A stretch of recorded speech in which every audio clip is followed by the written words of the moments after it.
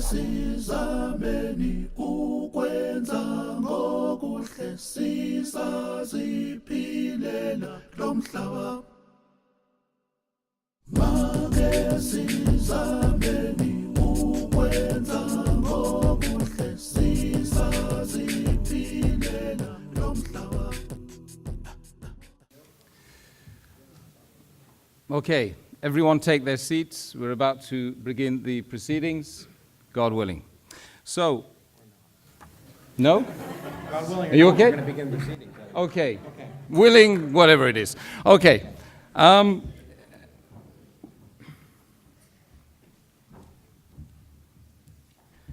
I start by praising God, the compassionate, the merciful. Assalamu alaikum. Peace be upon the whole gathering. Marhaba, welcome, and thank you all very much for attending this, what I hope will be a seminal debate between our two respected speakers on the left and the right. That's what it's all about. It's about a debate, and it's about us coming together and being, being true to each other. That's effectively what it's all about, right? Yeah? You're in for that? You're in for that, man? Good. That's great. Tonight's challenging debate, okay, entitled Islam or Atheism, okay, which makes more sense, is not happening in a vacuum, quantum, no, or otherwise.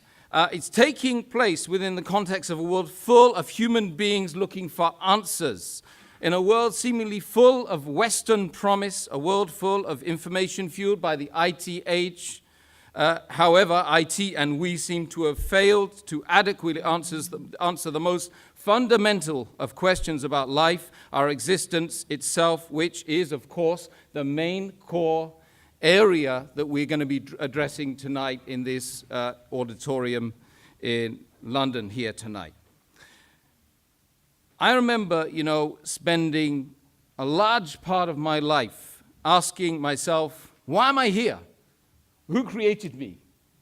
Do I have a purpose? Can we be certain about any of these, these questions? And once, I asked a bishop, what's the purpose of life? And he said to me, go and do a theology degree.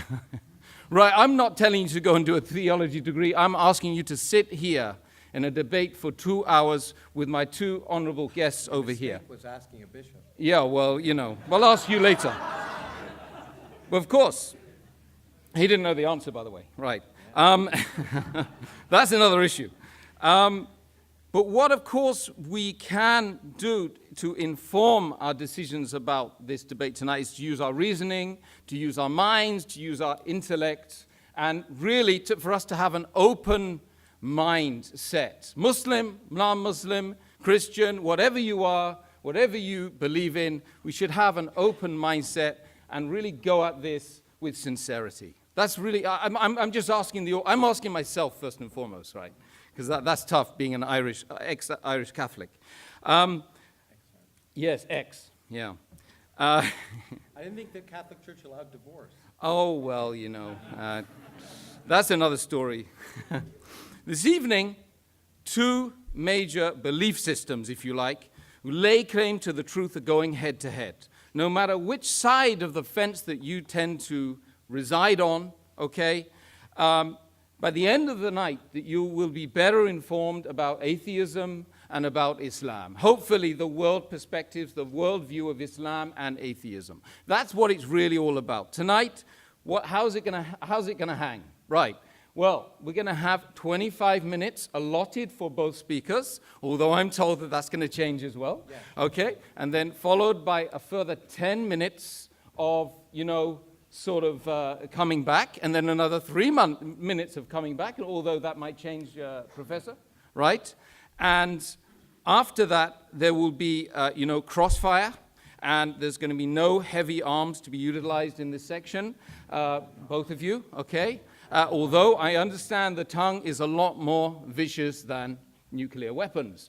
But what we're effectively saying after that is that you lovely people will get the opportunity to ask questions, make observations, hopefully on the topics, right? On the topic that we're talking about. And then there'll be 2 minutes closing remarks, a little presentation after that, and we'll all go home, and we've got to be out of here by 10 o'clock. I would urge the audience not to heckle the speakers, to be polite at all times, okay? And, to listen to each other afterwards as well. We don't want any blood or any fights, okay? And I'm sure that you guys, you understand why I'm saying that. So today, our first speaker, okay? Has this been agreed upon? No, I was told. Okay, good, okay. You want to go first? I don't care. I was told Will that be was our brother, you say brother, he's a brother in humanity. You're my brother in humanity. He's my brother in humanity and in the faith of Islam. Okay. Okay, fine. It means God is great. Yeah. Okay. So, Hamza Andreas Tzortzis, of course, he's actually Greek, not Pakistani. Please, he in fact is, you can see he's a little bit Pakistani, but anyway. He's a student of Islamic thought, a lecturer, a researcher for the Islamic Education Research Academy, and without further ado, I will call upon him to give his piece.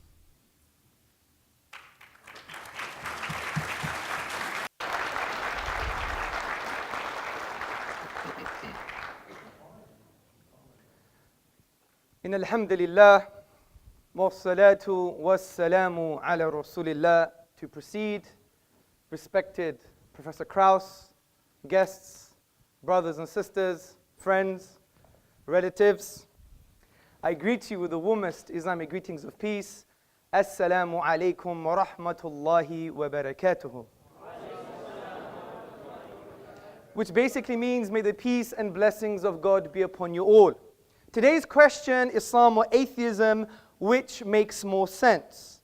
I would argue that if we use our reason, our rational faculties, we will definitely come to the conclusion that Islam makes more sense. And I'm going to use 2 simple arguments to verify that claim. Argument number 1, Islam makes sense of the origins of the universe. Argument number 2, Islam makes sense of the nature of the Quranic discourse. So let me go straight to the first argument, that Islam makes sense of the origins of the universe. Now, we all have had the same type of questions, well, most of us anyway. Why does the universe exist?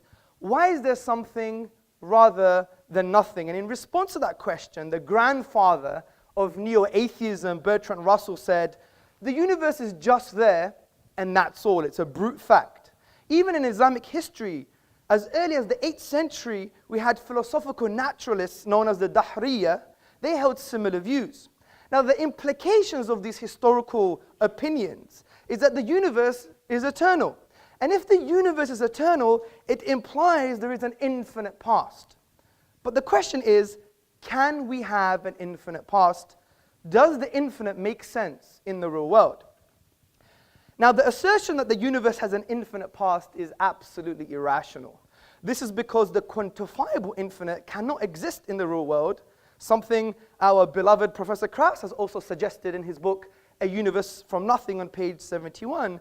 He says clearly, the energy of empty space, or anything else for that matter, cannot physically be infinite. So we have to figure out a way to do the calculation to get a finite answer. Now, to highlight why the infinity or the infinite doesn't exist, take the following examples into consideration. Imagine we have, for example, an infinite number of Professor Krausses in this room. And if I were to take 5 Professor Krausses away, how many do we have left? Well, some mathematicians may say, well, we still have an infinite number of Professor Krausses. Logicians will say we have infinity minus 5. But what stops me practically removing 5 Professor Krausses away from this room? Nothing. And if I do, there should be less than infinite, but there isn't, therefore it leads to absurdities and contradictions. Take this other example into consideration. The distance between myself and Professor Krauss. We can potentially split this distance into infinite parts, but I can actually traverse the finite distance, which shows, as Aristotle, the Greek philosopher, said, that the infinite is potential, never actualized. And in light of this, mathematicians Kasman and Newman said, the infinite certainly does not exist in the same sense that we say there are fish in the sea. And this leads to our deductive argument. Now, for those who don't know, a deductive argument is a conclusion that necessarily follows from its premises. And to deny a valid and sound deductive argument is equivalent of denying reality. So listen to the deductive argument. Number one, an actual infinite cannot exist. Number two, an infinite history of past events is an actual infinite. Therefore, an infinite history of past events cannot exist. Therefore, the universe is finite. Therefore, it had a beginning. Now, this is a deductive argument. But we also have complementary evidence, which I call astrophysical evidence. And I'm not claiming to be a physicist. We have an established, acclaimed academic amongst us, so he could tell us the rest of the story. But what have cosmologists said? They have said, for example, Alexander Vilenkin, in his book, Many Worlds in One, which I believe is a friend of Professor Krauss, he says, with the proof now in place, cosmologists can no longer hide behind the possibility of a past eternal universe. There is no escape. They have to face the problem of a cosmic beginning. And just to note, even Professor Krauss in his book affirms a beginning to the universe. Interestingly, in Islamic thought, this has been discussed at length, and there is a unanimous conclusion that the universe is eternal. It began in the finite past, as the polymath, theologian, Ibn Taymiyyah wrote in the 14th century in his book, As-Safadiyya, so whatever is besides God, it is all makhluk, all created, originated, coming to be after not existing, preceding by its own existence. Now, since we have shown that the universe must have a beginning, there are 4 logical explanations for how the universe began to exist. Number 1, it was created via nothing. Number 2, it created itself. Number 3, it was created by something else that was created. And number 4, it was created by something uncreated. So let's discuss these together. Could the universe be created via nothing? Well, first and foremost, what do we mean by nothing? By nothing, we mean the absence of something, and in this case, the absence of the universe. Now, why does our definition make sense? This is because we have deductively argued that the universe began, and therefore it was once not there. There was an absence of the universe. This is undeniable due to the deductive nature of the argument. So based on our definition, I think we can conclude that the universe coming into being or existence via nothing is impossible on logical, rational, and I would even argue empirical grounds. You could discuss this mathematically, for example. What is 0 plus 0 plus 0? It's never going to be 3. It's 0. Therefore, the universe could not have come into existence via nothing. As P.J. Zwart in his publication About Time explains, if there is anything we can find inconceivable, it is that something could arise from nothing. Let's go to the next option. Could the universe create itself? Well, this implies that the universe was in existence and not in existence at the same time, which is an impossibility. Also, there's a crude example for you to picture in your mind. Ask yourself the question, can your mother give birth to herself? Obviously not. So we know self-creation is an impossibility. So the next option is, could the universe be created by something created? Well, I would argue as an ultimate explanation for how the universe began, this is illogical and irrational. The universe could not be as a result of another universe, for example, or something else that was created because of the absurdity of an infinite regress. Imagine this universe, universe 1, being as a result of another universe, universe 2, and universe 2 being as a result of another universe, universe 3, and this one on ad infinitum, we would never have the universe today. Hence, the Islamic philosopher and thinker, Dr. Jafar Idris, summarizes this point. He says, there would be no series of actual causes, but only a series of non-existence. The fact, however, is that there are existences around us. Therefore, the ultimate cause must be something other than temporal causes. So I would argue that the final possible explanation, which is the universe was created by something uncreated, is the most rational explanation. And the philosopher Abraham Varghese, in the appendix to Professor Anthony Fleur's book, There Is a God, explains this conclusion in a simple but forceful way. He writes, now, clearly, theists and atheists can agree on one thing. If anything exists at all, there must be something preceding it that always existed. How did this eternally existing reality come to be? The answer is that it never came to be. It always existed. Take your pick. the God or the universe. Something always existed. And we've argued deductively that the universe began, therefore it couldn't have always existed. Now this doesn't mean God exists. It doesn't mean Allah, Buddha, Jesus, Yahweh exists. Of course not. That's a leap of faith. We leave that to the atheists.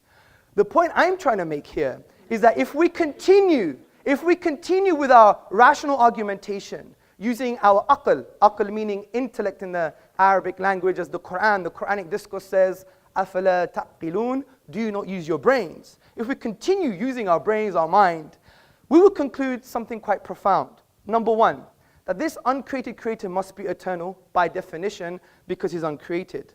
Number two, he must be transcendent. As Ibn Taymiyyah, the 14th century philosopher and theologian, said, he must be distinct and disjoined from the universe. For example, if I were to create this lectern, do I become the lectern? No. Number three, this uncreated creator must have a will, because if it's eternal and brought into existence a finite effect that began, like the universe, he must have chose the universe to come into existence. And a choice indicates a will, and a will indicates it can have a relationship with sentient beings in the universe. Number four, it must be powerful. It created the atom, for example. If you split the atom, ask Professor Krauss what happens. Fifth point, it must be perpetually knowing, because if it's eternal and it established laws like the law of gravity, it implies it's a lawgiver. So therefore we can make the inference that it's perpetually knowing or perpetually intelligent because it's eternal and created laws in the universe. Finally, it must be one. If we use the rational principle called Occam's razor, and by the way, many people don't understand Occam's razor, and I think Professor Krauss doesn't understand Occam's razor either when I read his book, but he could debate with me later. Occam's razor is not about physical causes, by the way, which has been misconstrued as a straw man in the Kraussian fashion. Basically, Occam's razor is that you must have a simple explanation, but also you must have the most comprehensive, which means what?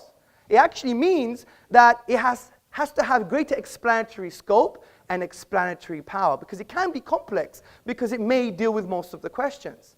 But concerning this reality about the oneness of the divine, the argument that the creator must be one is simple and far more comprehensive. If you say 2 or 3 or 4, then it's not simple anymore, and it doesn't answer all the questions. In actual fact, it creates far more questions than it answers, such as, how do 2, 3, 4 causes co-eternally exist? It doesn't make any sense.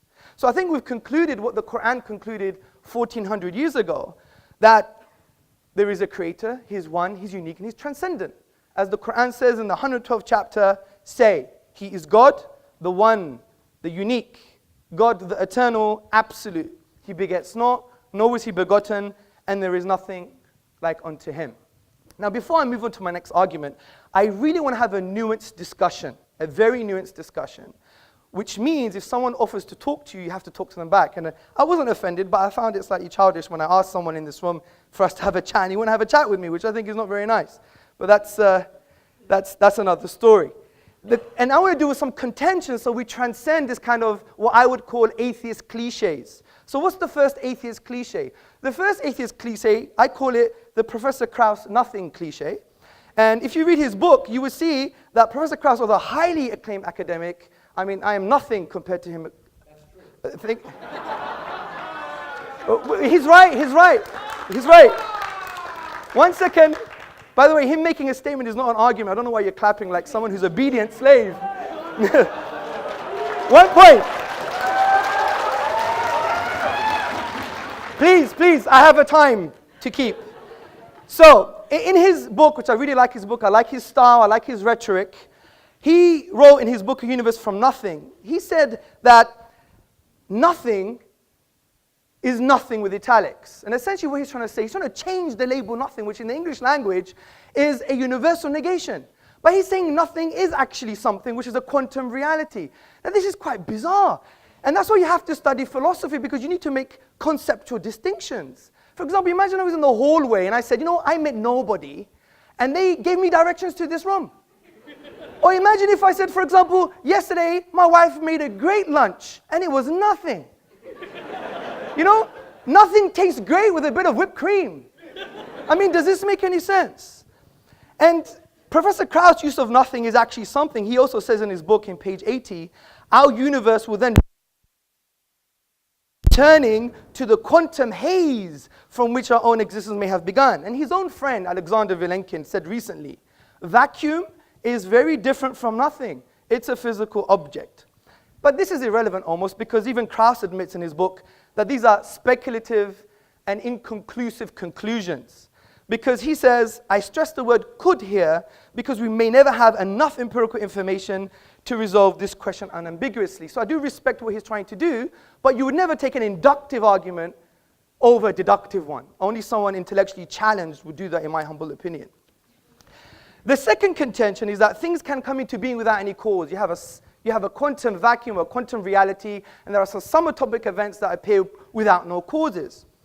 I believe we have a strong defeater to this argument, and it concerns perceptions, and it rests on a Kantian argument. Now, I can order my perception in this room. I can see this very handsome young man. I can see the cameraman. I could see the wall. I can also reverse that perception. But if my wife were to start walking down this auditorium, I couldn't help but see her front before I see her back. And I couldn't reverse that perception. Now, the very fact that I know when I can order my perceptions and when I can't, and when I can reverse my perceptions and when I can't, is because we have an innate concept of causal links and causal connections. To reject that based on empiricism or an empirical reality is equivalent and tantamount of actually rejecting the perception itself. It's like shooting yourself in the foot.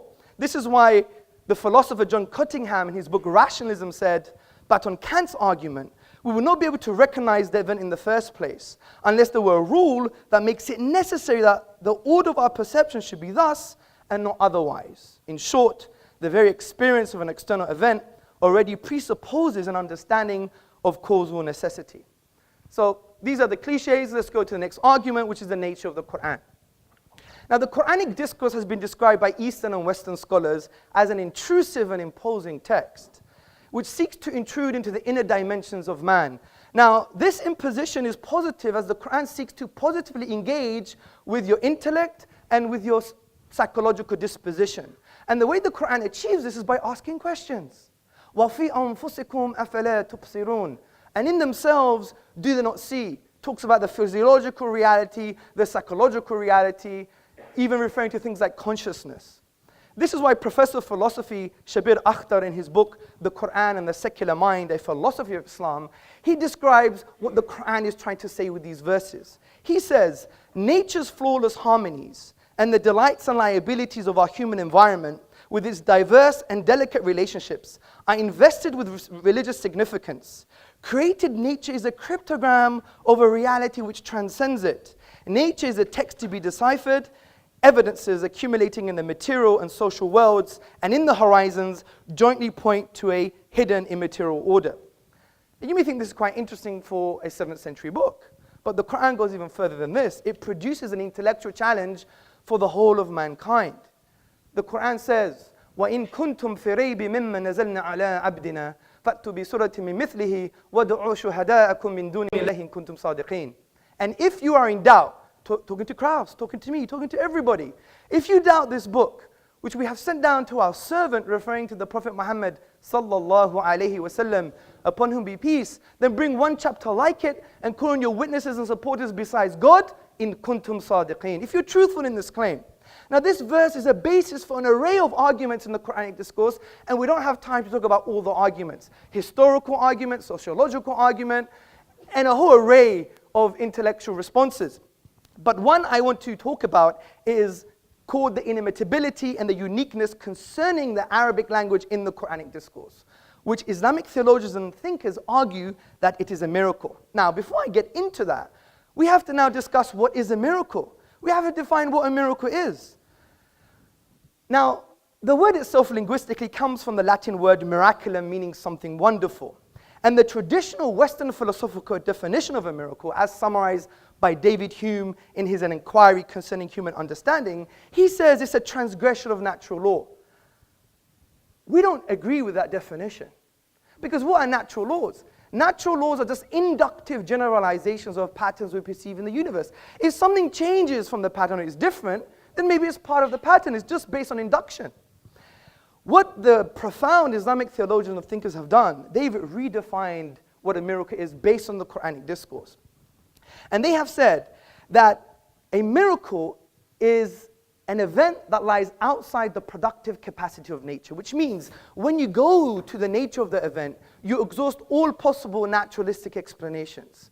And also, there is no naturalistic causal link between the event and the nature of the event. And this is a far more coherent definition. Let me give you an example from the Quran itself. Now, the Quran talks about Moses, Musa, alayhi salam, upon whom be peace, and Pharaoh in the Quran. Moses was told to throw down his wooden staff, and it instantaneously turned into a live snake.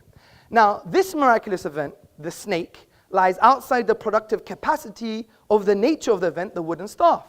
Because the chemical makeup of the staff is different to that of the snake. In actual fact, you have to add more stuff to the staff, if that makes sense, stuff to the staff, to be even close of creating a snake, but only the staff was used. So when we exhaust naturalistic explanations, we find there is no causal link between the staff and the snake itself. So this gives us a definition of what a miracle is. Now this applies to the Quran's use of the Arabic language, because the Quran cannot be described as any of the literary forms of the Arabic language, which include saj'a, rhyme prose, mursal, straightforward speech, maqama, a combination of metrical and non-metrical speech, and the al-bihar, the 16 rhythmical patterns of classical Arabic poetry. Now interestingly, in classical Arabic, every expression falls within the known literary forms of the Arabic language. The Quran, however, de-scopes the Arabic language. And the Quran is a miracle from this perspective, because even though it's made up of the Arabic language, there is no causal link between the Arabic language and the Arabic in the Quran. This is because when we exhaust the 28 letters, the finite grammatical rules, and the finite words, we exhaust them, we cannot produce the unique literary form of the Quranic discourse. And interestingly, from a historical and literary perspective, when attempts have been made to produce the like of the literary form of the Quranic discourse, they have all failed. As the academic Foster Fitzgerald Arbuthnot, a notable British Orientalist, states, and that those several attempts have been made to produce a work equal to it as far as elegant writing is concerned, none have yet succeeded. In this light, brothers, sisters, and friends, what we've just discussed can develop into a deductive argument. And listen very carefully. Number one, a miracle is an event that lies outside the productive capacity of nature. In other words, there are no causal links between the event and the nature of the event. Number two, the Quran's literary form lies outside the productive capacity of the nature of the Arabic language. Its literary form cannot be logically explained using the Arabic language. Therefore, the Quran is a miracle. As Professor Bruce Lawrence from Duke University in his book, The Quran, a Biography, on page number 8 said, as tangible signs, Quranic verses are expressive of inexhaustible truth. They signify meaning, laid within meaning, light upon light, miracle after miracle. So we have two key arguments that are based on deduction, not just induction. And to challenge a deductive argument, you have to challenge the premises, and I hope Professor Krauss would do that. So let's go to some contentions. What about Shakespeare? Shakespeare is unique, but this is a very shallow contention. And I even heard this from Dan Barker in our debate in Minnesota, and he didn't do his reading. Basically, Shakespeare is not unique from the perspective of the structural features of language, the literary form. Rather, it's aesthetic reception. The kind of argument we're talking about, the structural features of the Arabic language. And if you look at Shakespeare, he used the iambic pentameter, the trochaic verse, the blank verse, and many English literateurs use the same kind of structures. And if you go to the book, the Oxford Dictionary of National Biography, you will see that Shakespeare has been compared to Francis Beaumont, John Fletcher, and other playwrights. So he's not unique or inimitable from the perspective that we're talking about. Finally, the last contention is, but I'm not an Arab. How would I know? Well, we could use another argument called rational deduction. Now, rational deduction is a thinking process where you take a universally accepted statement and from that draw logical conclusions. And no one would deny universally accepted statements from academia or from authorities that are valid and sound and authentic. Because this is the realm of epistemology, the study of belief, and a valid source of knowledge is actually testimony. If you read the works of Professor Cody and Professor Keith Lehrer in the Epistemology of Testimony published by Oxford, you will see it's a grounded argument which we could discuss later. So the authentic and valid testimony concerning the Quran is, no one has been able to challenge the Quran and produce its literary form. If that is true, then we could draw logical conclusions without even knowing one letter of the Arabic language. We could say, well, could it be from an Arab? Could it be from a non-Arab? Could it be from Muhammad upon whom be peace? Or is it from the divine reality? We know it couldn't be from an Arab because they all failed, especially the best Arabs at the time. We know it can't be a non-Arab because you have to know Arabic. We know it couldn't be from Muhammad upon whom be peace because all human expression, if you have the blueprint, you can replicate it. Just look at some replicas of Picasso and Monet in art. And therefore, it must be from the divine. So from this perspective, we've dealt with some outdated cliches because I really want a nuanced and frank discussion. I really do. And I hope I do have that with Professor Krauss. I respect him dearly. And I respect all of you. Obviously, we're going to have a pun here and there, but that's the whole point. I couldn't let Krauss get away what he did in the beginning. So from that perspective, I really want him to deal with my premises, and I want him to deal with the deductive argument, and I wish him Godspeed. Thank you. Okay, thank you very much, Hamza Tzortzis, for that expressive presentation on the Islamic worldview. We're now going to be calling upon Professor Lawrence Krauss to come back on that with his presentation, which I don't think is going to last more than 25 minutes, I'm sure of that. But just to let you know, some of you who perhaps don't know anything about Professor, he's a renowned cosmologist and a science popularizer, and is the foundation professor in the School of Earth and Space Exploration, a director of the Origins Project at the Arizona State University. He's hailed by Scientific America as being a rare public intellectual, and he's also the author of more than 300 scientific papers and 9 publications, books, including the international bestseller, The Physics of Star Trek, and his most recent bestseller entitled A Universe from Nothing, now being translated into 17 languages or more. Professor Krauss, I call upon you to respond. Well, first I want to thank the people who invited me, who've been very gracious to me, treated me with more hospitality than I've gotten in many times I've talked. So I guess it's Sabia, who I haven't met, and Obeida, who's been taking care of me for the last day or two, and Isa, who I was just working with. And so I do want to thank them tremendously. They showed me great respect and hospitality, and I want to show them and you that kind of respect. And that doesn't mean I respect ideas. Okay, some ideas are ridiculous, and that's perfectly reasonable. In fact, ridiculing ideas is what makes progress. So if I offend some of you, I don't mean to offend you personally. I may offend some of your ideas, but that doesn't bother me at all. In fact, if you confront my ideas, it will lead to a discussion. What does offend me, of course, is offending personal freedom and equal rights, and that's one of the reasons why I got upset at the beginning of this session. But that's been fixed, and I thank the organizers for that as well. To agreeing to not segregate this room in a 21st century is a great step forward, and I appreciate that. Now, I'm really shocked. First of all I've watched Mr. Tzortzis, right? Tzortzis. My Greek is pretty good, I think. Be gorgeous. Yeah, gorgeous. Well, you are rather gorgeous. Gorgeous George over here. I watched some of these, and they're always exactly the same. So I thought they'd be different this time. And it always begins with you, and I'm supposed to respond to you. And I will, to some extent, but it's hard to respond to nonsense. And in fact, the point of this is not a question, does God exist? That's not the question. It's atheism or Islam or atheism, which is more sensible, I think is what it says, or something like that. Now, I was just shocked because I thought that you wouldn't bother to try and pretend you knew science, because you don't, and we're going to go through that in real detail. Everything you said is nonsense when it comes to science, so we'll go through and we'll have a little chat if that's okay. Of course. Okay, good.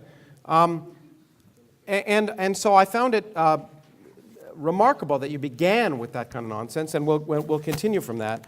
But let me just first begin with the fact that the premise of this debate is in some sense inappropriate, because it suggests two things. First of all, it suggests that Islam is something special, and it isn't. It's not special at all.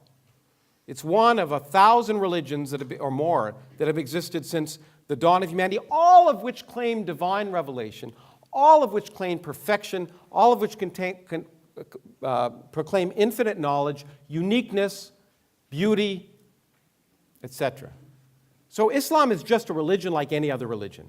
And there's no difference. It proclaims, just as the Rig Veda did and Akhenaten in ancient Egypt, that the universe had a beginning, nothing special, okay?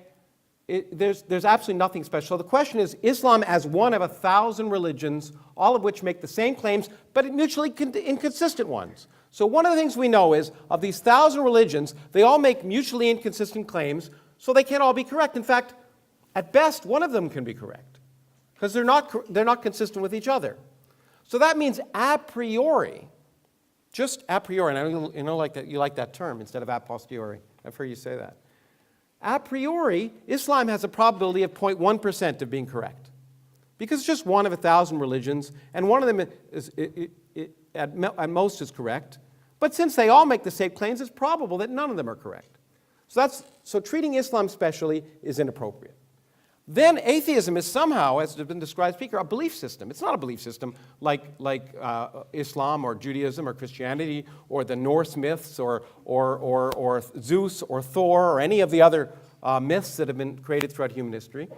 All it's saying is, it's not a belief system. It's saying, you know what? We don't choose to believe that stuff because it's not sensible. So it's not saying we believe X. It's saying, well, this myth is inconsistent with this myth, or this myth is inconsistent with what we know about the universe, and therefore, it's unlikely to be true. So what atheism is just saying, this is unlikely to be true. It's not a belief system. So to compare one versus the other is, of course, false. It's a false premise. The first part of the false premise is that Islam is special. Not special at all. It's been there. It'll be gone, or be there as long as other religions. It's just like all the rest. And atheism is not a religion. It's just, in fact, what it is could be described as common sense. Okay? What makes sense? I will think that those things that make sense are likely, and those things that don't make sense are unlikely. In fact, that's what science is all about. Okay, so having said that there's nothing special about Islam, and there certainly isn't.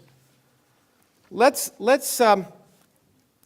to talk a little bit about. My intent, by the way, is the other thing I should say is debates. I'm an educator. It's a flaw, but it is what it is.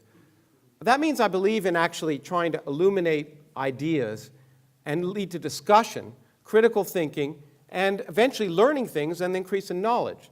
Debates aren't meant for that. Debates are rhetorical devices for people to go out and perform, make statements, and then challenge others and try and convince an audience of something. That's not education. So I will talk a little bit about some of this, and then I just want to have a chat. I'm going to use my 25 minutes to have a little chat. I'll take up my time when I could pontificate, as we've heard, and just ask some questions, because I'd actually like to learn some things, okay? And hopefully in the process there'll be some education for both of us. So the first thing I want to say, however, I want to clear up some misconceptions. This idea of deductive arguments, which sounds good, is not the way we learn about reality, okay? Deductive arguments just don't work. They lead to irrational actions. In fact, if we discuss what common sense is taking your beliefs to conform to the evidence of reality so that you will make rational actions. If you force your reality to conform to your beliefs, you will make irrational actions. So you can deduce things based on your beliefs, on your a priori beliefs, but you'll have a problem. For example, your a priori belief could be that if you prayed to Allah, that you could jump out the fourth story of this window of this building, and you would land safely. Okay, that could be an a priori belief. And in fact, you could deduce, based on all your beliefs and all of the evidence that you're a good person and Allah would take care of you, or whatever you want to call it, that you'd be fine. I would take the elevator down, and only one of us would be walking at the end. That is not deductive. It's based on empirical evidence. Okay, now, so arguing that something doesn't make sense to you is based on the fact that the assumption that you know what's sensible in advance. But we don't know what's sensible in advance until we explore the world around us. Our common sense derived from the fact that we evolved on the savannah in Africa to avoid lions, not to understand quantum mechanics, for example. As I've often said, common sense, our deductions might suggest that you cannot be in two places at once. That is crazy. But of course, an electron not only can be, but it is. It doesn't make sense because we didn't evolve to know about it. We've learned about it. We force our idea of common sense to change. It's called learning. Some people would rather read an ancient book than learn. And this has been a very good evidence of that. For example, to say something is inconceivable just means you can't conceive it. But the great thing about the universe, and the reason that I do science, is that the universe has a much greater imagination than we do. In fact, there are more things in heaven and earth than are dreamt of in your philosophy. And that's what's wonderful about the universe. Things that are inconceivable happen all the time. And what that does is that expands our mind. And expanding our minds to conform to the evidence of reality is common sense. And that's what, when you call atheism, that's what that is. That's just saying, I'm going to accept the evidence of reality, and if something seems like it contradicts the evidence of reality or is irrational, I should question it. Now, there are a lot of ideas which gorgeous George over here, no, Mr. Tzortzis. Tzortzis. I've been to Istanbul and I'm trying to learn Turkish, but Tzortzis, Mr. Tzortzis. It's okay. Do you speak ancient Arabic, by the way? I could read and do a bit of grammar. A bit of grammar. You don't speak it then? No. So your presumption that it's beautiful ancient Arabic is just a presumption. You actually don't know what you're talking about. No, it's not. Okay. I'll respond Okay. I just wanted to ask that question because I don't speak Turkish. I wanted to see if you spoke Was that a ancient Arabic. question or comment? Well, I just want to ask, do you speak ancient Arabic? Yes, I do. Fluently? No, but I do speak it. Okay, but not fluently. كيف حال?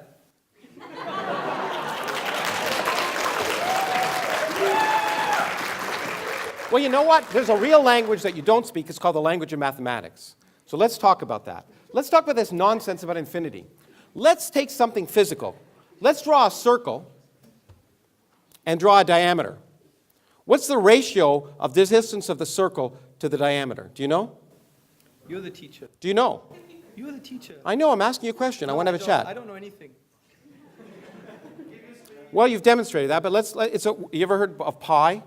Yes, I have, yeah. Oh, do you know what it is? 3.14, Christian, you said. How many decimals does it have? I don't remember. An infinite number. Yes.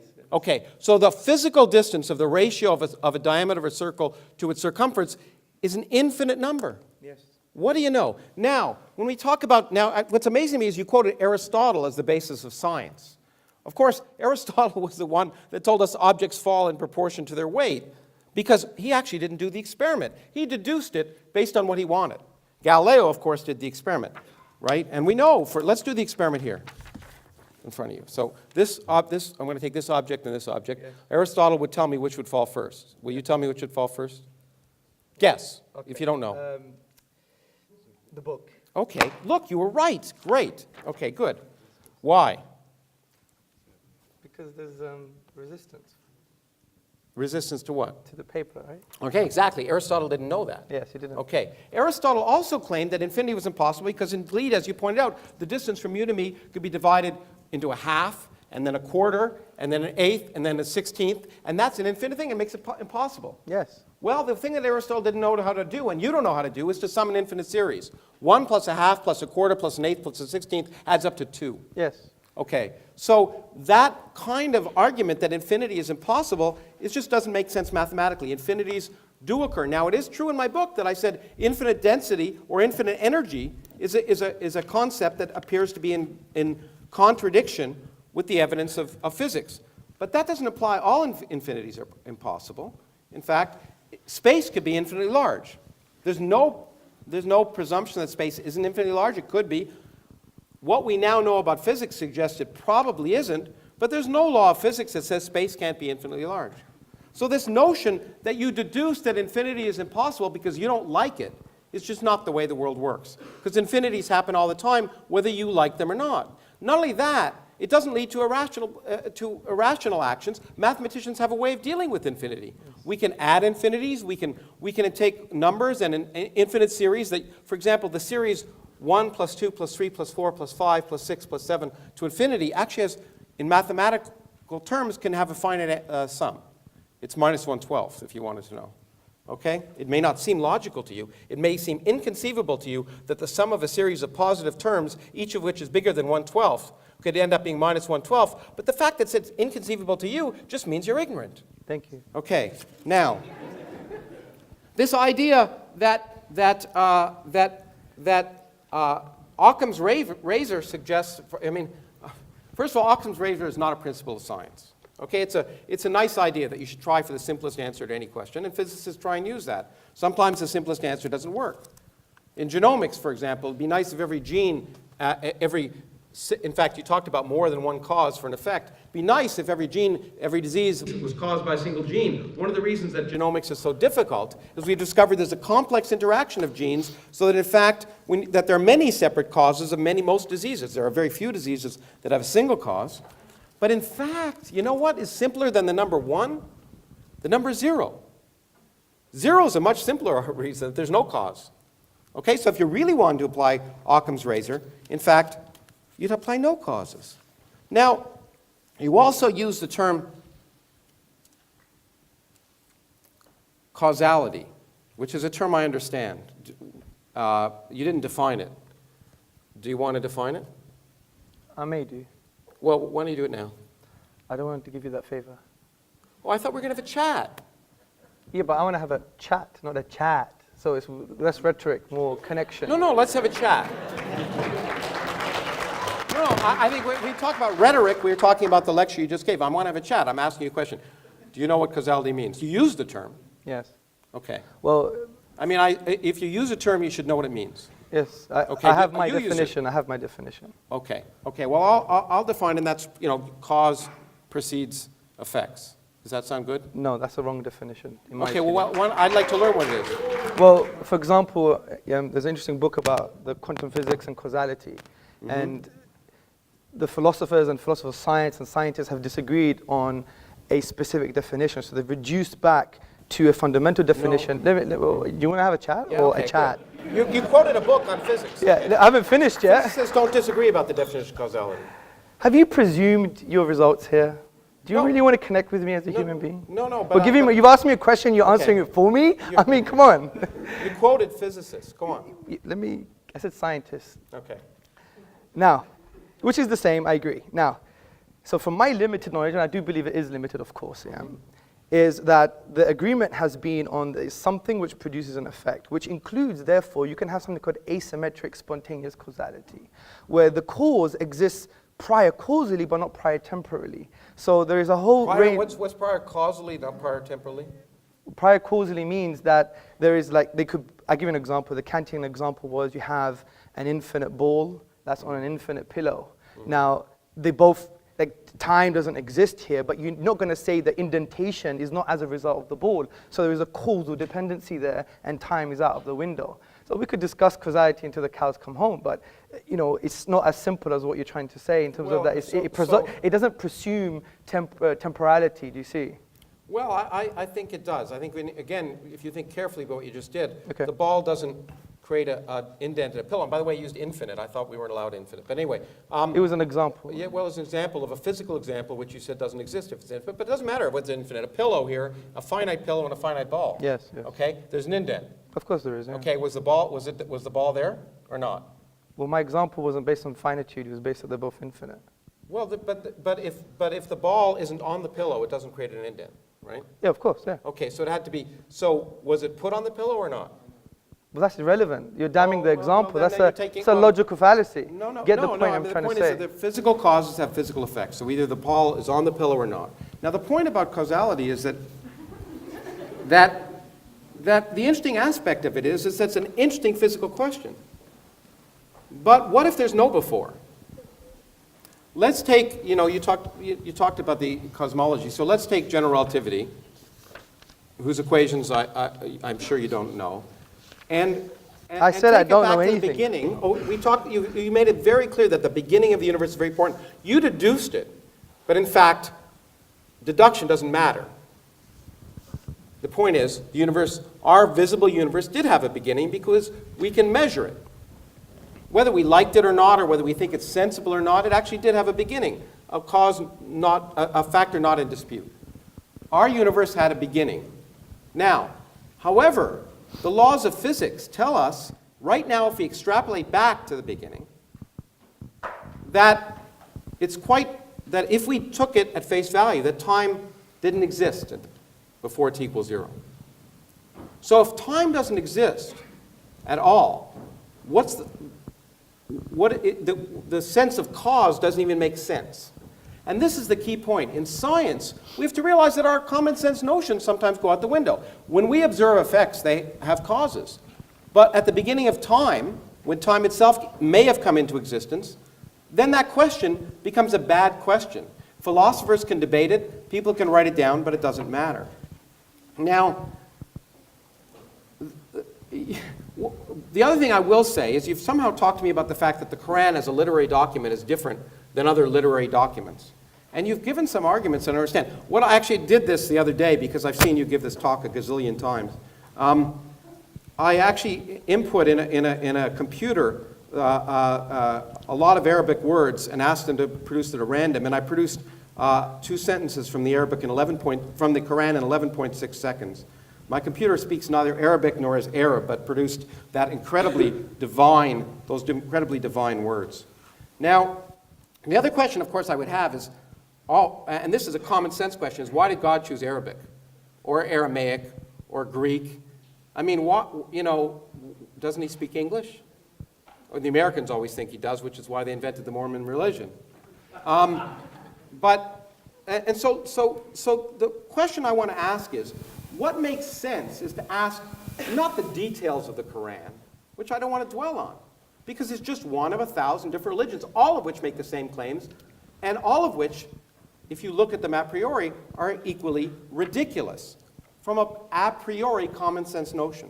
For example, and I got this from my late friend Christopher Hitchens, is it sensible to assume that humans evolved in their present form somewhere between 250,000 to 1 million years ago? So you have a God who creates a universe and has 4.5 billion years of life evolving, and then Homo sapiens evolve and live in incredibly awful conditions for 250,000 years, and suddenly, in the middle of the desert, in a cave where no one can see it, he takes some poor schmo and says, I'm going to tell you the truth. And not only that, I'm going to allow you to save humanity.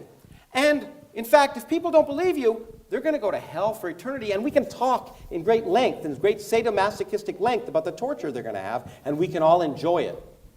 Now, what about all those poor 250,000 years of people, of real people who were struggling to exist and survive, those poor people who were existing before that God decided to give his revelation to Muhammad? Why that? Why would a sensible God wait that long? And of course, the interesting question you have to ask is, why are the revelations always done when no one can see them? If you're asking a court of law, you'd say, well, you know what? It just doesn't make sense. Why don't once it doesn't call down from the sky so everyone can hear them? Why is it always given to people in private who then claim they've had a revelation? Now, why should I believe Muhammad's revelations any more than anyone else's? In fact, there's a young woman in the United States, in my country, who, as you know, had a revelation. You may know this. She had a revelation. God told her to drown her 4 children in a bathtub. And she did. Because God told her. She heard it. She heard it. She had a revelation. It was real. She heard words of incredible harmony and beauty that she'd never experienced before in her life, and she drowned her 4 children. Okay, now she's in a mental hospital for good reason.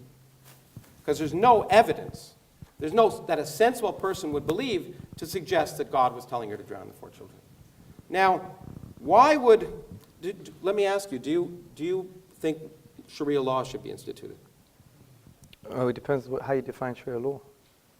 Do you know anything about Sharia law, sir? Well, I was going to ask you about it. I will teach you in the next round. Okay, good. Do you think, for example, that blasphemers should be punished? Blasphemers meaning? Maybe if I say, let's just say, and forgive me, let's just say I say that someone who married a 9-year-old girl is a pedophile. Yeah. And maybe that person is a prophet. Is that a blasphemer? Is that worth being punished for? Well, I think you should be educated first and foremost. No, maybe, I'm not saying it happened. But let's say I said that, I made that claim. Should I be punished?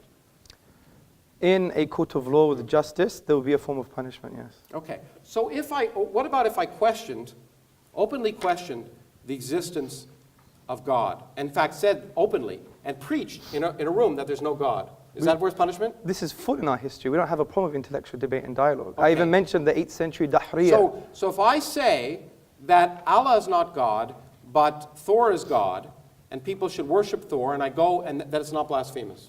Well, it's wrong and it's Okay. childish, but I will have a discussion. But it's blasphemous to suggest. Is it blasphemous to suggest that Muhammad isn't a prophet? Well, from an Islamic perspective, but you have to understand there's a difference between public intellectual discourse Okay, so and great, being okay. deliberately rude. Okay, well that's. But we'll that's all great. fall for intellectual discourse as per this big debate. Oh, but you say I should be punished if I suggest Muhammad was a child molester. That's No, good no, punishment. I wasn't saying that. Didn't you say that? What I'm saying is, in an Islamic law, for instance, if you were to speak about something like this, and you would be taken to a court under certain conditions, Then I would be punished. there may be a punishment. But generally speaking, it would be more edifying and educational. But rather should there than- be punishment? That's what I'm asking you. Should there be? Oh, you're asking me if there Yeah. should be punishment? I think we should follow God's law, of course. So there should be a punishment. I think there should be a punishment if you're deliberately harming anyone else. For openly questioning. Well, John Stuart Mill For had the openly same questioning or opinion. Openly ridiculing. So No, there's a difference. Don't straw man my okay, positions. let me take a more clear example. You're straw manning my Say you're a positions. homosexual man Yes. and you have sex with another homosexual man. Should that be subject to punishment?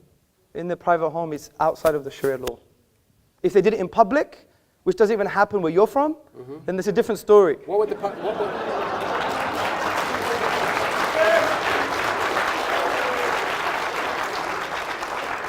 Where am I from? Where am I from? Well, you are from the United States of Oh, I America. see. And so it doesn't even happen in where I'm from. Now that's rude. But in any case, How's but that it does rude? but the good I thing thought about you're an it is empiricist. It does happen where I'm from. All the stats. So two people in Arizona are out in the desert having sex because they really get turned on. Yes. And they're both men Yes. and they have sex together. Yes. Okay? Is that punishable? If there's no one in the desert, no, it's not. Okay, let me ask you another question. Is homosexuality wrong?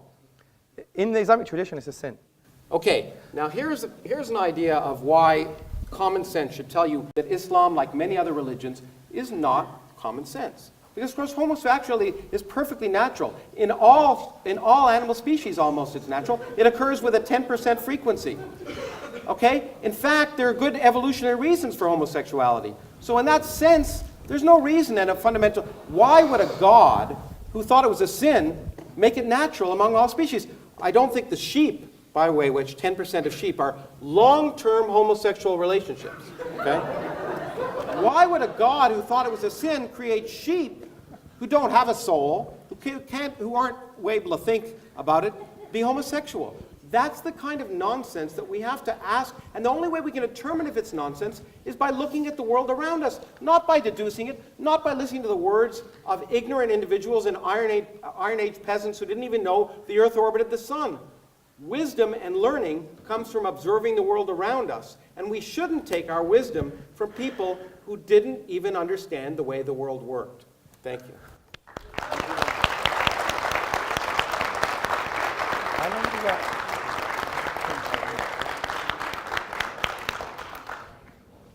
Professor Krauss, thank you very much for your presentation on the atheist worldview. It's not a worldview. I think repeated it was actually more like a dialogue, nice to chat between you two guys. Actually, Yes. I was wondering when I should jump in and stop you guys. You know. Anyway, I'm sure Aristotle and Plato did the same thing. But now we've got something to sort of come back on from Professor. He's given a lot of food for thought, and no doubt Hamza, in about 10 minutes, Yes, thank could you. possibly come back and course. answer some of those contentions brought up you very by much. Professor Krauss. Thank you very much, Professor Krauss. Audience, first and foremost, I think most of what he said was a red herring. A red herring is this very smelly fish that you pull across the path of running dogs. And the reason it was a red herring, because he said that I spoke about science. I specifically said he knows better than I do. I specifically didn't use it as my key argument for the finitude of the universe. And he wanted to correct me on something that I didn't even mention myself. This is what you call not rhetoric, not intellectual argument. It's what you call sophistry. It's rhetoric with crap, frankly. Now, and I'm not saying it to be rude, because it's a typical Kraussian fashion. A Kraussian fashion trying to win over the whole audience, make a hoo-ha in the beginning. And imagine I did that when I walked into, one day I had interfaith dialogue. And imagine I walked into a Jewish mosque or a hall that was public, and I basically said, I don't want to do things your way, but I want to discuss with you, but I'm not going to do things your way. Is that tolerance? Is that how you connect with other people? He wants to know about our tradition, but he won't even ask them, why do you have this? And another straw man, justice and equal rights. You think they're saying that because they don't have any justice or equal rights? My wife is up there. Ask my wife.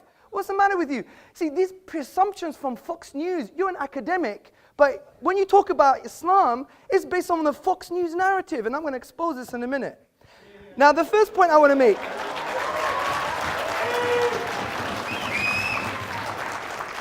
Now, you used the word a priori more than 3 times, but you rejected deductive thinking. I mean, isn't a priori deductive? I mean, you can't have your cake and eat it, sir. I tried to talk on your level. That's the first point. The second point I'd like to make. Actually, let me calm down. The second point I would like to make is that, see, we're not rejecting inductive arguments. Of course we're not. You're forgetting the inductive method, the scientific method. Do you know where it came from, sir? Do you know where it came from? I know. In fact, there's a remarkable scientific mathematical tradition in the Arab world, if that's what you're going to talk about. I'm going to talk about Ibn al-Haytham, in his book on sure. optics. Yeah. Read the works of David Lindbergh and others, historians of philosophy and science. And they say it came from Islam. You know why? Because Islam doesn't reject... No, they came from the Arab world. They didn't come from Islam. Well, let me give you the link. Let me give you the link. Okay? أَفَلَا يَنْظُرُونَ إِلَى الْإِبِلِ كَيْفَ خُلِقَتْ. Have you not seen empiricism, the creative thing like a camel, and how it was formed or how it was created? This was the basis, and this was the poetic justification for the entire scientific method. As Muslims, we go where the science takes us. But we're not stupid. Deductive arguments, they are necessarily true. If you wanted to discuss my argument, you had to break down the premises, which you didn't. You just talking about the infinite and the circle and the circumference. I knew we were going to do this because it's all mathematics. You remember what I said? No, it's a physical circle. Yeah, but let me make a point. I said the quantifiable infinite cannot be actualized in the physical world, something that you agreed with. 1 second. And I said there's nothing wrong with the qualitative infinite. And qualitative infinites can exist infinitely. For example, mathematicians discuss. Yes, so where's the infinite there? That's the length. You think this is a length is a physical quantity? That is. Length a physical quantity. That is, yeah. Okay, the length of this and the length of that, okay, the ratio of those 2 lengths is an infinite number. Yes, of course it is. Okay. But what is that length? What is that length?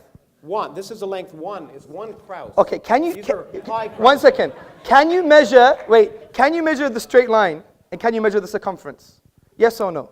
I can measure it. Well, that's quantifiable. Yeah. What you're talking about is in the realm of mathematical realm of discourse, which has axioms and conventions, which makes sense. I'm not disagreeing with that. I'm agreeing with what you already agreed with in your own book, which from a quantifiable, discrete perspective, you can't have an infinite. That's the point I'm trying to make. Discrete. The discrete But parts. who says it has to be discrete? Oh, but that's your presupposition. That's your No, presupposition. actually- You brought your assumptions, Fox News, by the way, and other stuff, and you think you've got an answer. I have time. Let me finish this, please. Okay, because Yeah. I got to teach you different calculus. Newton invented a long Yeah, time I know, ago. but Okay. calculus is based on axioms and conventions in the mathematical realm of It discourse. describes how things work. Yes. Let me make a point. So, that's the first point. Oh, dear. Okay, then you spoke about, for example, 0 is simple as Occam's razor. Again, you've misconstrued what Occam's razor is. Occam's razor is not only the simplest explanation, but it has to have greater explanatory scope and explanatory power. 0 has no explanatory scope or power concerning the origins of the universe from that perspective. I'll explain it how it does. The other point I like to make is you spoke about, for example, hell and justice, and look at all these people that are going to hell. Again, another huge straw man. You've misrepresented Islamic theology. We have a very nuanced theology, sir. I think the best thing to do, if you were sincere, you would have said, you know, Hamza, I don't get this. I haven't read this before. I'm just making my own mind up because I watch videos of Christopher Hitchens and he's an authority to me. I don't know much. Can you tell me what Islam says about this issue? That would have been better, wouldn't it? But again, it's a straw man. And when it comes to things like hell, we believe God is all just and all merciful, okay? No one disagrees with the concept of punishment, okay? You're not going to disagree with the concept of punishment, are you? So when it comes to people who haven't heard about Islam, there's a whole array of theologians like Ibn Taymiyyah and Al-Ghazali who said that there's going to be another form of justice for them. They may be tested on the Day of Judgment based on other prophetic traditions. It's not as simple as that. Okay, homosexuality is a sin. Again, you try to put words in my mouth, and that's not nice. That's not nice. I asked you questions. I didn't. You did, but then after you try to answer them for me, which is quite interesting. Now, see, we don't believe homosexual tendencies per se are sinful. It's the manifestation of the homosexual act in public is sinful. Because we believe in our theology, let me just make the point, that we're given a package. We all have tendencies. Some people have tendencies, you know, the polygamous, for example, or other people have tendencies that may be seen negative or taboo. Other people have tendencies concerning various different things. And we believe this is a package that God has given us. But we have an empowering philosophy which says that God, okay, when he gives you these tendencies, whatever they are, whatever kind of inclinations we have, we use our aql, our intellect, by understanding the divine reality and what he wants from us, because God would know me better than I know myself. And he would say, fine, you have these tendencies. This is how you shape them. This is how you control them. Like, we don't believe in, like, we should be agitated purely based on the bestial aspects of man, whether it's heterosexual or homosexual. And by the way, you know, saying off to your mother is equivalent major sin as being a homosexual. So the point I'm trying to say is we don't condemn people per se. We don't say, you know what, I'm going to kill you. We appreciate every human being. They have spiritual needs, but we're not gonna make up our own religion. We're not gonna follow the Kraussian religion, whatever he says. We're gonna follow the divine reality. If he says homosexuality is a sin, it's a sin. Just like drinking alcohol is a sin for the Muslim, or for example, being harmful to human beings is a sin. Right? Just because I have a tendency and I'm a martial artist and I want to harm people, does that mean now, you know, God is wrong just because I have that tendency? I mean, that's not right. Anyway, I'm still looking for some strong counter arguments you made to my points. There were no points to actually make any counter arguments. Well, there were, because you didn't. Okay, let's put it simply. Infinity doesn't exist. Yes, it does. Okay. You didn't. No, I said the quantifiable infinite doesn't exist. I agree the infinite exists. Again, another straw man. The point I'm trying to say is this. We have a deductive argument that the universe is finite. If it's finite, it began to exist. If it began to exist, there are some logical possibilities. Please entertain those logical possibilities. If not, it's equivalent to you coming to my house, having a coffee, I'm talking to you, but you're talking to the window. And I know you have better morals and manners than that, because I know you're highly respected, and we do all respect you in some paradoxical way. But the point is, the point I'm trying to say, Professor Krauss, is that I think it's only fair if you want to pick and choose from the Fox News narrative that you actually trying to change that stance and say, right, what does Sharia law say? Do you have a book of Sharia law at home? I asked you so I could learn. No, but you were telling me. Do you have a book? Okay, do you have a book on Sharia law? No. And you make judgments, and okay, I have a book on atheism, I think it's based on nonsense, but I give you the intellectual epistemic respect to read your worldview. But you've come here you've come here blasé, almost arrogant, I don't want to judge you, and saying, you know, it's all rubbish, I'm not going to take any of his arguments, I know better than you, which you said that, and I do agree in physics you do, and you've come here making judgments on Sharia law, you don't even have a book on Sharia law. That's why I asked questions.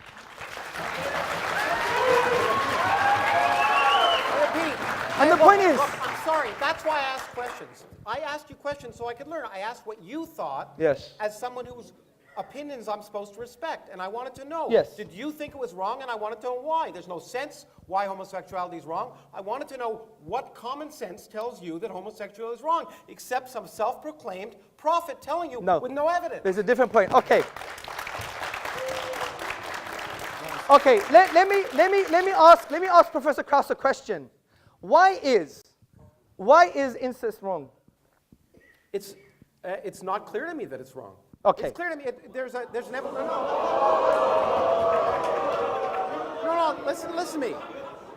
Listen to me. Wait, let's give him the respect, please. He's got a You justification. ask me a question, and if you want me to answer, I will. Yeah, of course. Do it. Okay. The point is, most societies have a taboo on incest, and it's an empirical one. Generally, incest produces genetic defects. Yes. Okay? And so in general, there's a physiological reason and a societal one why incest is wrong. Yes. Okay?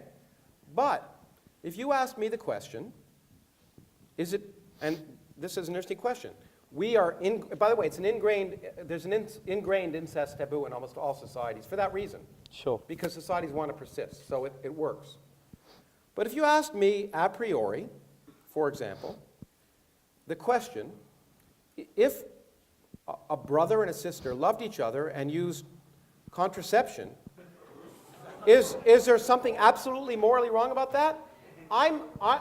And that, by the way, and it was once, and they went off and it didn't affect anything else, I'd have to think about it because I don't think there's any absolute condemnation of that fact. If they love each other and care for each other and they go off and it doesn't affect anything else, okay. Would I recommend it? No. Would I be particularly happy about it? But would I be willing to listen to those arguments? If they were rational, maybe. Okay, good. So, see, this is precisely the point I'm trying to make, Professor Krauss, is that I find it quite interesting. Someone who adopts an atheist position would have strong moral judgments about a religious tradition, whereas your moral judgments, at best, are relative and subjective.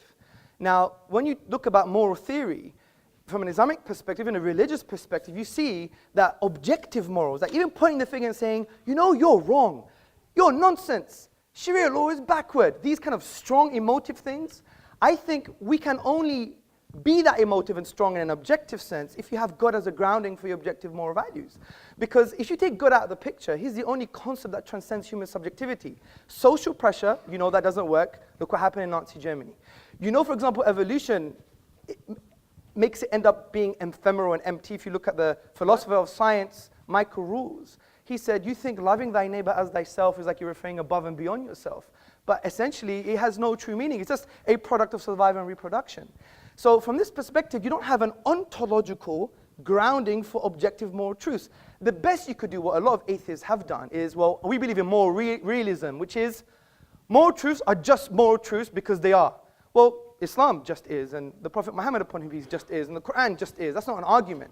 So the reason I asked you that question, sir, was to say, how on earth, from an intellectual perspective, can we point the finger at religions from a moral perspective? And especially today's been, the irony is, most of your articulation against Islam has had a moral vibe to it, not a rational one, because you didn't deal with the premises of my argument. I did. No, you didn't. You talked about infinity. And I talked about causality, infinity, the words that you were throwing out. yes, and what did you say about causality? I said, in fact, that it's quite likely that beginning of the universe causality isn't a good question. But if you understood the physics, you'd understand it. Your presupposition of causality. No, it's not my presupposition. It is. It's time doesn't exist. Yes. Space doesn't exist. Okay, think about the statement, something produces an effect. Mm-hmm. Where is time as a definition there? Produces. No, it could be atemporal. What do you mean atemporal? You Well- explain to me clearly what you mean in a physical way. And Okay. Don't just give me English language. Give me a physical example. Okay, let me give you, like your nothing is a physical example, yeah? Well, you haven't described what my nothing is yet. You read the preface, like a number of people did, but I don't know if you got very far in the Actually, book. I read the whole book. I liked it. What's my nothing?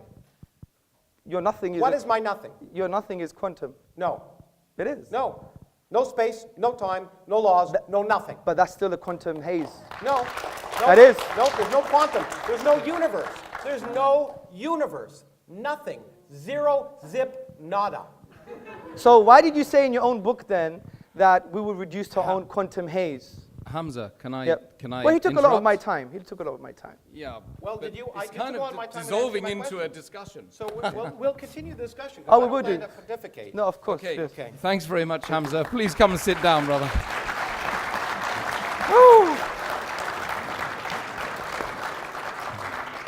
I didn't want to stop you in mid-flow there, but over to Professor. There must be some Greek in Professor Krauss. Look, okay, well, we can continue the discussion because it should be a discussion. My point is that the question, I repeat again, is what's more sensible? And what's more sensible, ultimately, is what produces more rational actions. And I'm sorry, if you talk about tolerance, I get so tired of hearing people talk about tolerance, but then I hear people talking about blasphemers. I should be allowed to blaspheme all I want, because ridicule is an important part of inquiry and discussion. Sometimes ridiculing something illuminates it. And I hear about blasphemers, I hate to say it, and this may be a complete misapplication of Islam. It could be that Islam, as it's practiced in many countries in the world, is a misapplication of Islam. But all I can see is intolerance when I see those principles applied. Intolerance to blasphemers, intolerance to homosexuals, intolerance in general. Now, the other thing I want to say is this God, if we ask what's sensible, why would we think that this unproven God that is supposed to be the basis of not just Islam, but all religions, different gods, different characteristics, but the Islamic God, much like the Judeo-Christian God, is a real creep. This is a God worse than Saddam Hussein. Instead of torturing you just for your life, tortures you for infinity. Forgive me the word, but eternity. Let me use that word. Eternity for not believing. For not believing, you're tortured for infinity. The tortures are actually described in the Quran, and you know it as well as I do. And the point is, if you just ask yourself common sense, if you were a divine being, say you had an ant colony that you made in your house, would you be offended if those ants didn't pay homage to you well, let's start with 50 times a day before Muhammad cut it down to 30 and then 5. Would you be offended if those ants didn't pay homage to you 5 times a day? And if they didn't look up to you or didn't recognize your existence, would you destroy them? No, I mean, it just seems so petty. So why should we believe in a hateful, unmerciful, petty, sadomasochistic, homophobic, sexist God? It's just irrational. It's not sensible. There's nothing. And the point is, and I don't want to single out Islam here. And I know I'm offending some people, but the same is true for the God of Moses. Okay? If you really believe that the scriptures were literally true, the morals in that book are reprehensible. It's okay when angels appear to do a lot of things, including coming down and making revelations to Muhammad, which Muhammad didn't write down. As far as I know, the first example of the Quran was 20 years after he died, so there was a lot of talk. And some of that talk got turned into perfect writing well after Muhammad was dead. But those angels come down. But in this case, in the case of course, Lot, as you know, the angels came down, and they were men. They came in the form of men, which I don't think is allowed in certain versions of the Quran, at least. But anyway, they did. And then they were going to be raped. So what did Lot do? Of course, he said, don't rape them. Take my daughters, because daughters are dispensable. What kind of moral lesson is that you want to learn? Okay? Now, I'm sorry, that's in the Bible. Actually, that's from my religion, okay, or my ancestors' religion. I have none. Okay, so those are the kind of moral lessons that I find not sensible. And so I'm happy I picked the Old Testament and not the Quran to talk about immoral intolerance. The idea of punishing people for eternity for choosing to find something unlikely is not tolerant. The idea of punishing them in vicious, evil, ugly ways for all eternity is not merciful. It is the opposite of rational common sense. Now, in terms of explanatory things, let me just spend a few minutes teaching a little bit of science. So, if you have an infinite temporal, let's say time exists beyond our universe. Let's just allow for that because it's easier to describe that. And let's say our universe, a universe can, given the laws of nature, spontaneously come into existence. Okay? Then it will come into existence. It will come into existence at some time. And the fact that it came into existence at that time need not have any reason. It need not have any reason why it was that time rather than some other time. But whatever time it happens, it will come into existence, and people can say, there's some significance to that. But it must happen somewhere at some time, And there need not be any significance, any purpose, any intelligence for why it happened now instead of then. It's guaranteed to happen at some point. Now, if you say, during that creation, there are laws, one of which is the laws of quantum mechanics, which can create a universe with zero total energy. By the way, and by creating a universe, I mean a universe that didn't exist. There was no space, there were no times, and no laws, in fact. And then you come in and you say, okay, if that universe is created spontaneously, it must be created at some time. So a universe must come into existence. In fact, an infinite number of universes can come into existence if time is infinite. Okay? It's certainly possible. Then a universe will come into existence, and you can say, let me predict the properties of that universe. Well, lo and behold, the properties of that universe happen to be exactly the properties of the universe we live in, including the structure of the fluctuations of the cosmic microwave background that collapse to produce all the galaxies and all the stars and the planets and you and me. That's explanatory. There's no explanation at that level in any way in your book. So the explanation of a universe that could come into existence from nothing without any purpose, without any planning, without any reason, is explanatory. Now, lest I be misconstrued, that is just plausible. Because we do not have a full scientific theory.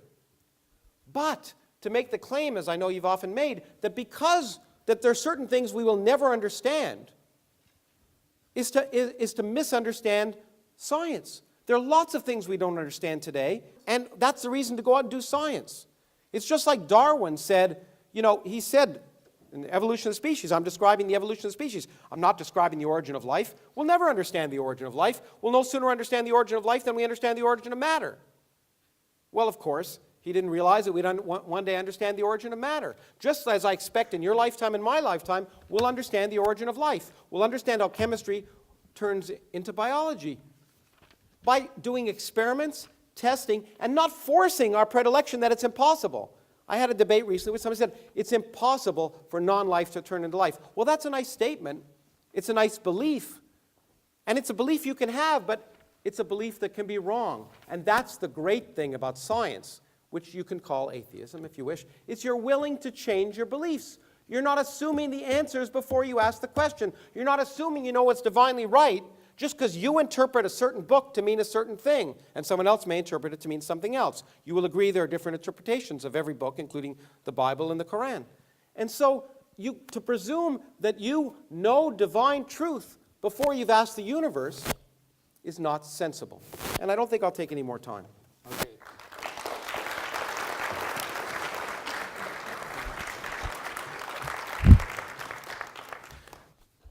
Thank you, Professor Krauss. Now back over to Hamza. 3 minutes it will be, thereabouts. Thank you, Professor. Thank you very much for your presentation. Now, I really want you to try and address some of my arguments. You produced something about with the Quran, but if you were attentive to my argument, the Quran says bring a chapter like it, not 2 verses from different chapters. So again, it was a straw man of the articulation of what the Quranic miracle was. And I could spend more time maybe during the Q&A to explain what that is, but I specifically said bring 1 chapter like it. Your computer model, which I like to see evidence of, by the way. But who just decides what's like it? I mean, do you decide or do I? Okay, is that a different to question? To me, Shakespeare is more beautiful than the Quran. That's fine. Okay. But, or James Joyce. Yes. He doesn't use iambic I pentameter. understand, sir. Okay. But what you have to understand, sir, is that I repeated maybe more than once. It's not based on aesthetic reception and your opinions on beauty. Who determined it? Well, it's the reality, empirical reality. No, I'm going to what's explain. empirical reality? Let me explain what the argument is again, because from your onset, you've misunderstood it. You thought it was quoted beauty. people who said it couldn't have been created. But those are just literary scholars. What if I say, yeah, it could be created? Yeah, let me just explain that, because your first presupposition was based on a falsehood, wasn't it? Yeah? You thought it was aesthetic reception. It's based upon the structural features of the Arabic language. Now, because I only have 2 minutes, I'll continue that in the Q&A, okay? So, also you're saying about that, look, if the universe began, and we could show that maybe empirically or deductively. My focus is on the deduction here. And I don't think you really address from the infinite perspective when we said that this is based on axioms and conventions in the mathematical realm of discourse, but in discrete physical parts, as you've admitted in your book, that can't happen. So we have a deductive argument that the universe began, which means it once wasn't there. Ontologically, If there wasn't a cause for that, you wouldn't have the universe in the first place. The second point I like to make. No, there's you see the photon that's lighting you up from that thing? Yes. It didn't exist before it was emitted by the electron. Yes. Okay? It didn't exist. Yes. It wasn't there. And you're saying there's no cause. It wasn't, you know, point is, yeah, I'm saying this, what I'm saying is, there can be physical causes for physical effects. Yes. Okay, but they don't have to be, but God doesn't have to pull the photon up. Just because the photon appears from nothing doesn't require something supernatural. I agree. But Okay, so if a universe suddenly One comes into second. existence where it wasn't before, it doesn't require something But supernatural. I already gave you a defeater to the argument that you assume that when things begin to exist, they may not require any causes. And that defeater was, Not any purpose. I didn't say cause. I just said if a universe can come into existence by physical causes, yes. where there's no universe to begin with, it will happen at some time. And your point was it I agree. happened, and therefore there's a reason No, why no, it no, happened, no. because it happened when it happened. putting- Well, if it didn't happen then, it would have happened some other time, You- and we would have had this conversation at some Let's other calm time. down. You're putting words in my mouth, okay? Okay, What I'm what did saying you to say you, then? I'm not saying things like, I'm not talking about teleology. I'm not talking about there is a purpose behind. Don't use definition. Did you not say our universe came into existence for a cause and there had to be a reason for it? No, I didn't say reason. There had to be a purpose? No, I didn't say that. I said there is a Oh, I cause. thought you said there was an intelligence. You gave a whole long argument. Oh, that's after using conceptual analysis that you agree that there is a uncreated creator or a cause that was uncaused. Now, Well, hold on, but Yeah. forget all that. I just talked about our universe. yes. Are you agreeing with me that our universe doesn't have to have any purpose or reason to create it? No, of course I'm not. I don't agree with you. Well- but that's not my argument. My argument is, deductively, was the universe once absent? Yes. Yes.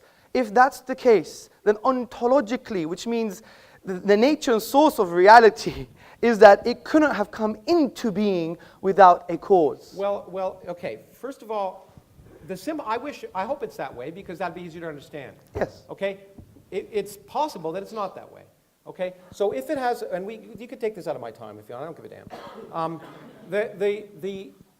The point is that maybe time exists outside of our universe, maybe Yes. it doesn't.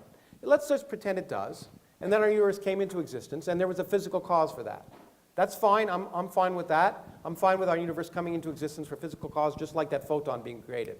But as I pointed out to you, it's equally possible that these notions that we have in our brains, because we're humans living at a classical level, that time exists and is a continuous flow, may break down.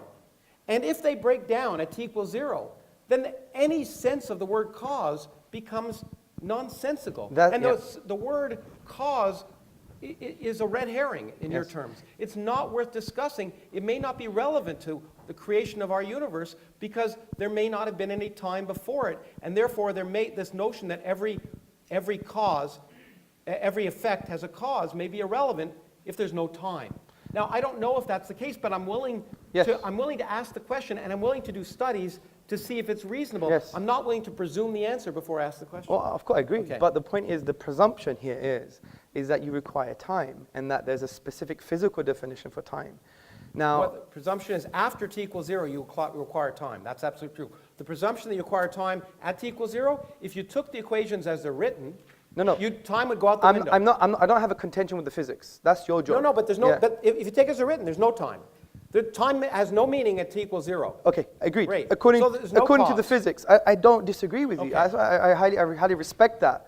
But all of that is inductive in nature. No, it's not. Of course, what is it based on? Is it It's deductive? based on observation. Which is inductive. Well, no, it's empirical. It's empirical. You know, the problem is, it's empirical. It's Okay, based well, on what's testing. empirical? Okay. Look, I don't care. Look, the point Do you is, have an infinite set of observations? Have you had an infinite set of observations? now, if you're going to tell me I read your something you wrote which really misrepresented science, you're absolutely right. If you're going to tell me science can never tell anything with absolute certainty, Yes. okay? That's exactly- Except things that are wrong. Yes. That's what science can tell. I agree. Science can tell us the Earth isn't 6,000 years Okay, old. good. Science can tell us that science can tell us many things, and so I don't all the disagree science- with you. Okay. I don't so the disagree fact- with you. Okay, so the fact that science can lead us closer to what is the underlying reality is absolutely true, and the fact that science can't say with anything with absolute certainty is absolutely true, except what's wrong. Yes, I agree. Okay. And it can say certain claims, for example, that the moon split in two when he was there, is wrong. Now, I know you're It's going to say another that's red a herring. misinterpretation. Another red herring. I know, another red herring. But certainly, Loads of fish in this room today. No. Some people, as you know, some interpreters of that thought that was the case, but they're wrong. You agree with me? That's it. Do you agree that I'm those making a interpreters different point here, that Professor. claim, okay, all I'm saying is this is a book of words, and you can interpret it many different ways, and some interpretation of those I'm gonna address are that. wrong. I'm gonna address that as well. But that's, look, we're going from so many different issues. It's a typical strategy of not knowing how to respond to a particular point. Look,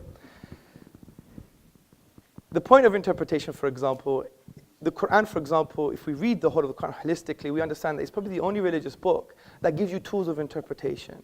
For example, the Quran says there are some open-ended verses, ambiguous verses, and they're specified. So in linguistics, it's called intra and intertextuality. Now, therefore, it creates a scope of interpretation. Yes, I agree there's interpretation, but there are some things that lie outside of the scope because you don't know the language, you don't know the interpretive tools, you don't follow the scholarly tradition, etc. So there is, yes, I agree, a scope of interpretation, but it's fixed. So that is, in essence, the red herring. The point I want to get to What's here, different about that than, say, Christian theological's different interpretation of the Bible? well, that's There's no very difference, interesting. right? Well, for example, in the Protestant tradition, the reason they moved away from the Catholic Church is because they said, look, it's me and my book, and I could interpret the way I want.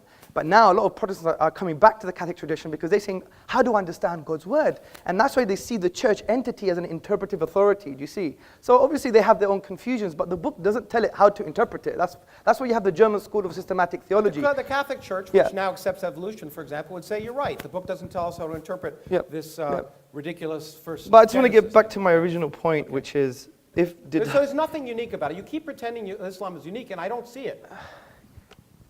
can we deal with a point at a time? Okay. Yeah, Okay, no, okay. But you throw these things out. We believe And Islam if is I not don't- unique. If I don't Professor, challenge them, Professor, then they'll sound we as if don't they're believe Islam is unique. We believe it's a universal message that believes there's one true God. Don't enslave yourself to your ego and your desires and the beast aspects of man or to the social pressure, loyal because I'm worth it. So is But free yourself from these shackles and worship the divine, which gives you true freedom. Because if you want real liberty, interesting, the word ruh in the Arabic language means soul or self. And it comes from the Soul triliteral or stem. self? Which one?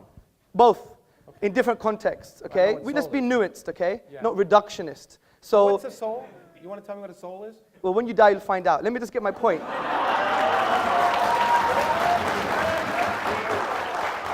Let me make my point. That's a really bad explanation. Well, come on. Because it gives me something I can't test. you know? Listen, I'm the Greek. I'm supposed to be full of sophistry and rhetoric here. Well, you are, but that's true. The point I'm trying to say is that the word ruh etymologically shares the same meaning with the word raha, which means liberty and serenity. And interestingly, we all want to seek this type of liberty, but the irony is, from an existential perspective, what does it mean to exist? Who am I? We're all in a state of slavery because your birth, sir, your birth, madam, is just like the American writer once wrote. We're born and then we're sold into slavery. You never chose your birth. Well, it was Rousseau who said that. Man is born free and Yeah, lives but, forever. yeah, enslaved. exactly. Okay, Well done. yeah, Good. yeah. So let me. It wasn't American. Yeah, but He was- let me get poetic here. Yeah. So the point is, we don't choose our birth. I didn't choose I was going to be Greek, looking like a Pakistani. You never chose a. Shaved, you wouldn't look so Pakistani. Well, I'm growing my hair just like yours. Okay. So It's true. it's nice. That's right. So the thing I'm trying like to your say. hair, by the way. Thank you. We're becoming friends now. Yeah. So the point I'm trying to say is, look, let's be nuanced about some of the narratives from religion. Like, in essence, you have to empathize and see the filters that the Muslim will use. And like, that's why a Muslim woman who may cover her hair, a Muslim man who may grow a beard, these are not reasons because it's like this kind of ridiculous type of blind slavery. We really understand that the only way to free yourself from the shackles of the ephemeral nature of social pressure, because we're social animals, of the very fact that you didn't choose your birth or your ethnicity or even your own gender, you free yourself from these shackles by what we call ubudiyya, a servanthood to the divine reality. But the question I want to ask is Yes. it sensible? So why is it sensible for a woman to be covered up and not a man? Well, I am covered. No, you're not covered up. You're not covered You up. wanna You're not say- put in a bag like some of the people back there. Well, it's not really a bag. No, it is.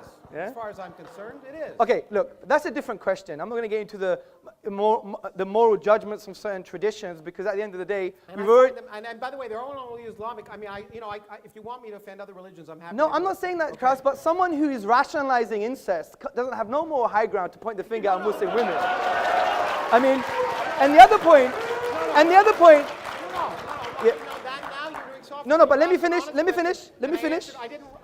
I explained why. in Let general, me incest complete is the a bad thing. sentence. I'm sure it wouldn't go ad infinitum. Okay. Let me make my point.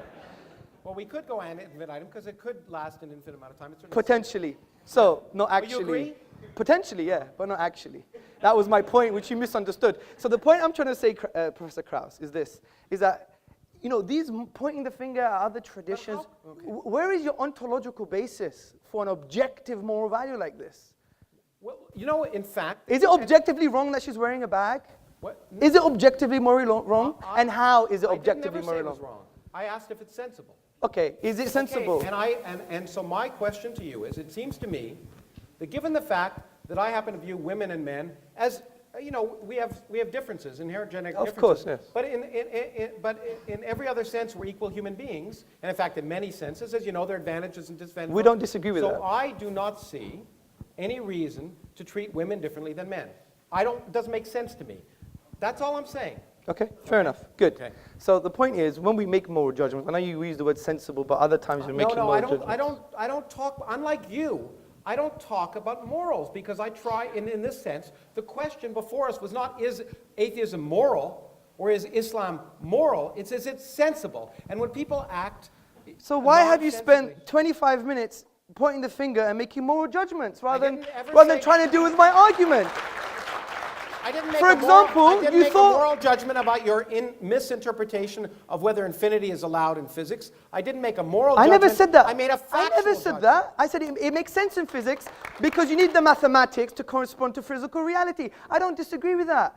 I am So saying... you need the mathematics to correspond to physical reality. Is that what you just said? Yeah, of course you do. According to physical physics. reality can allow for infinity. According to what, I learned a lot from your book, actually. It was quite interesting. You said, even in your book, I think it was page 81, you said that essentially, you know, there's the maths, and I need to improve my physics to ensure it's in line with the math. And interestingly... No, I need to improve my math to ensure it's in line with reality. Okay, good. So Okay? what With is... the evidence of experiment. Yes, good. So if my math doesn't agree with the evidence of experiment, then I change my math. And that's why I think, and I don't want to build a straw man, you made a conclusion in your book. You said, this is why you can't have an infinite anything. No. You said that in You your show me book. where I can't have an infinite anything. Yeah, Did I talk about give me the infinite book. energy density? Let Did me I talk find... about whether the universe might be infinite? Let me find it for you. And by the way, if I did, I was wrong.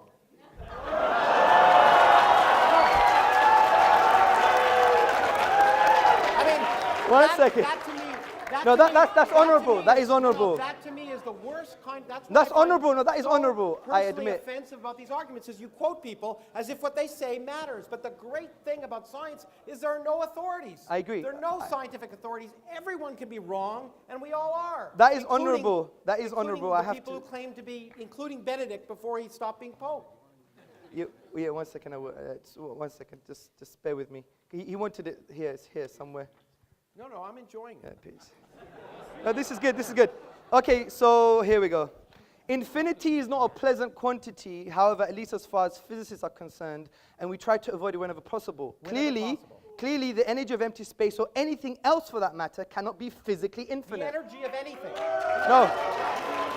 You said, Sorry. or anything else for that matter. The energy of anything cannot be physically infinite. Where's that there? The energy of empty space or the energy of anything else. You're cannot be- reading another book now.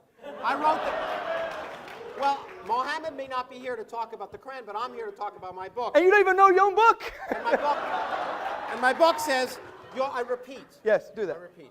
Maybe I should change it into Arabic so you understand it. But the point is, the energy of empty space or the energy of anything else cannot be infinite. Oh, Okay? Okay, That's fair enough. what I said. Okay, good. So really, it's suggestive of my point. No. Sorry. It didn't say space cannot be Did you get this infinite. signed, by the way? It didn't say space. Oh, yeah. It didn't say space cannot be infinite or time cannot be infinite. Good. Because they perfectly well can. Okay, good. But there's another point you made. Wait. The other point is... I mean, you're making a big mistake to try and talk No, about my I'm book. not. I'll be happy to. You'll be happy to show me what you said if I misquote you. Listen, Okay. Professor Krauss, I can only read your words when Well- you say, or anything else for that matter, means or anything else. But I know I shouldn't have... Was that- I so was know... Was that paragraph about energy? Yeah, but Okay, just ask me. the also question. there's a context now. But when it comes to religion, there is no context. No, there is. But when it comes to physics, there's a No, context. I talked to you about the fact that different interpretations lead. Fair enough. in your- I in the agree. Quran. I Different agree. people have interpreted the Quran incorrectly. I agree, Professor Krauss. But listen to this. What you have to understand is this. Do you agree that the universe started at a finite time ago? Do I agree? Yes. The Because you universe made that started point. 13.72 billion years ago. Yes. It's as far back as we can go to about the first millionth of a 10 millionth to of the a minus second. 43 or something. Well, no? no. Has it changed? Empirically, we know it to about a millionth of a second. Yeah. Okay, excellent. Of course Good. it started finite So time good. ago. Exactly. So that I said was suggestive evidence for my deductive reasoning. Okay? Well, it was suggestive evidence for the Rig Veda, Akhenaten. Yeah, I know. and Good, if you good, good. wonderful read the Let's Norse carry on creation now. myth, it's just as beautiful. It was created. I agree. I Okay. agree. But then I said, but since we have the best possible explanation, which is an uncreated creator, or there is a Why is cause that that the was best not possible caused, explanation? because I gave you all the logical explanation. This is the point. You should be No, attentive. I have the best explanation. It came from nothing by physics. Yes, but your Okay. nothing, is it really like nothing? No space, no time. Our universe didn't exist. So there's no... There was no there's- quantum foam. There was nothing where our universe existed. There was no space and no time. Everything we see, this room that we're in, So when, did not exist. when your friend Vilenkin comments on that... 1 second. So when your friend Alexander Vilenkin, who's a renowned cosmologist... Yeah, a good friend, A yeah. good friend. I mean, I read some of his works. It goes way beyond me. I have to and admit in that. fact, you know what? Yeah. You know what? In fact, Alex Vilenkin, as you'll read in my book, as I did, in fact, he scooped me because he wrote Yes, the he paper did. I read before that. Yeah, did, that was very interesting. Talked Yeah. about a creation of space from no space. Yes, I agree. Okay. Recently, he has mentioned that there is a spatio-temporal boundary, right?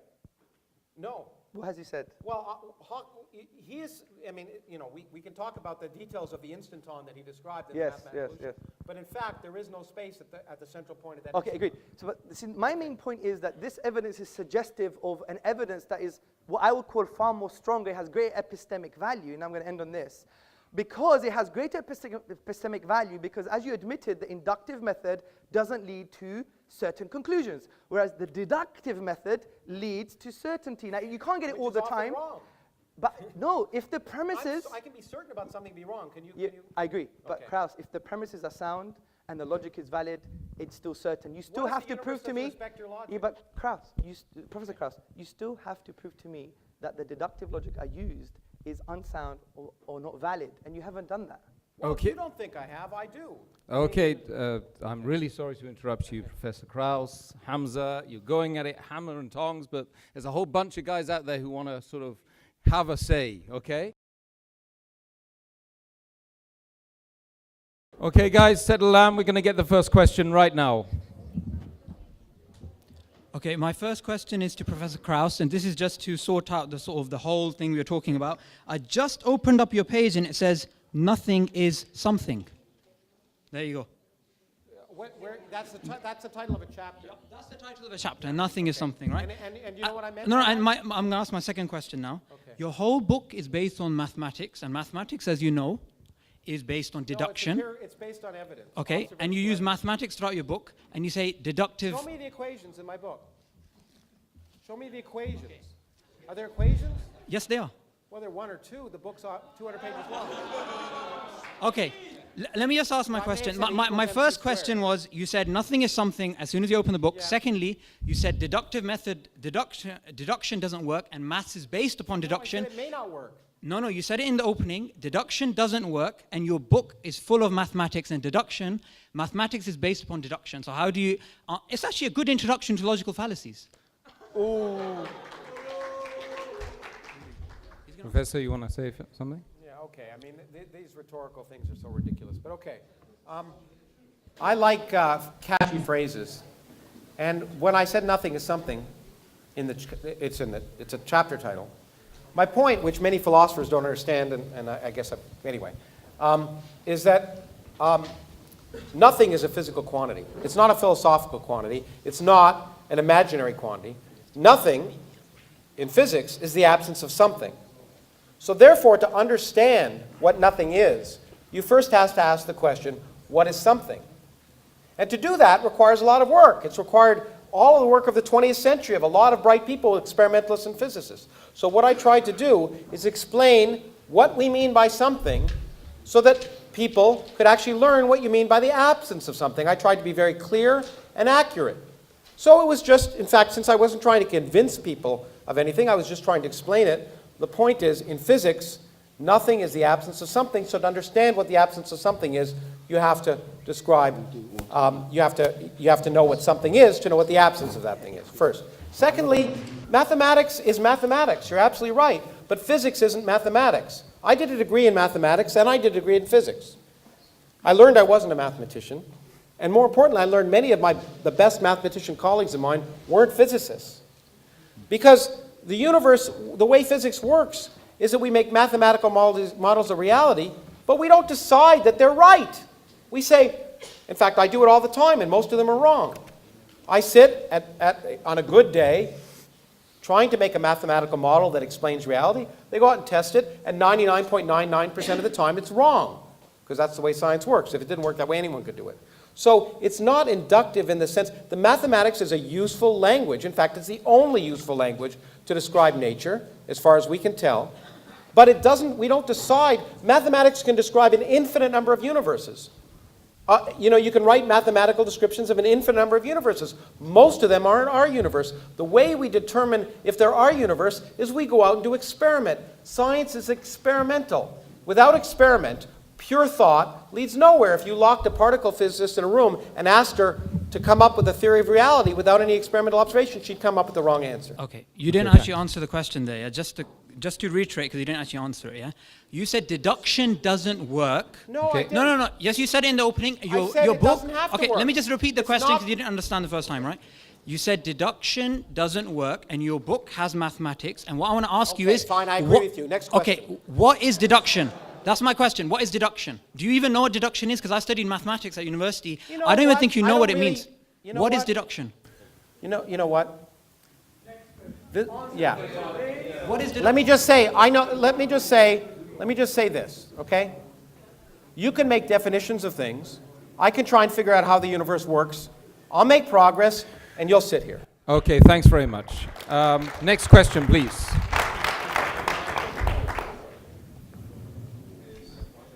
Hi, my question is to Hamza, and it's about the things he said about science in Islam. He's done a research paper on embryology within the Quran, and the idea that I'm getting is that, it's sort of better to actually understand Arabic more to get more scientific ideas out of the Quran. But where is the LHC equivalent in terms of Islam? Where's that? What is the LHC equivalent?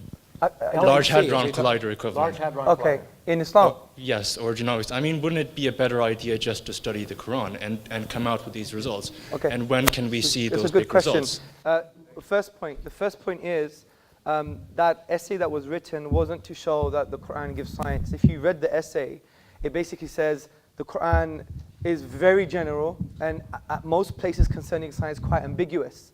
Now in Islamic theology, these verses are what we call teleological. They're there for specific ends, just to make you think. Like frankly, only someone really silly is going to think that you're going to find quantum physics and embryology in a holy book. Because that's not the divine, that's not the will of the Creator. And St. Augustine said for the Bible, too. The Bible isn't scientific. Yeah, but it's not a scientific book. Yeah, anyone like says it's Al-Shatibi, he was a theologian, and he said, look, this book, the Quran, is there to make you think about the most important questions about life, man, life, and the universe. Who am I?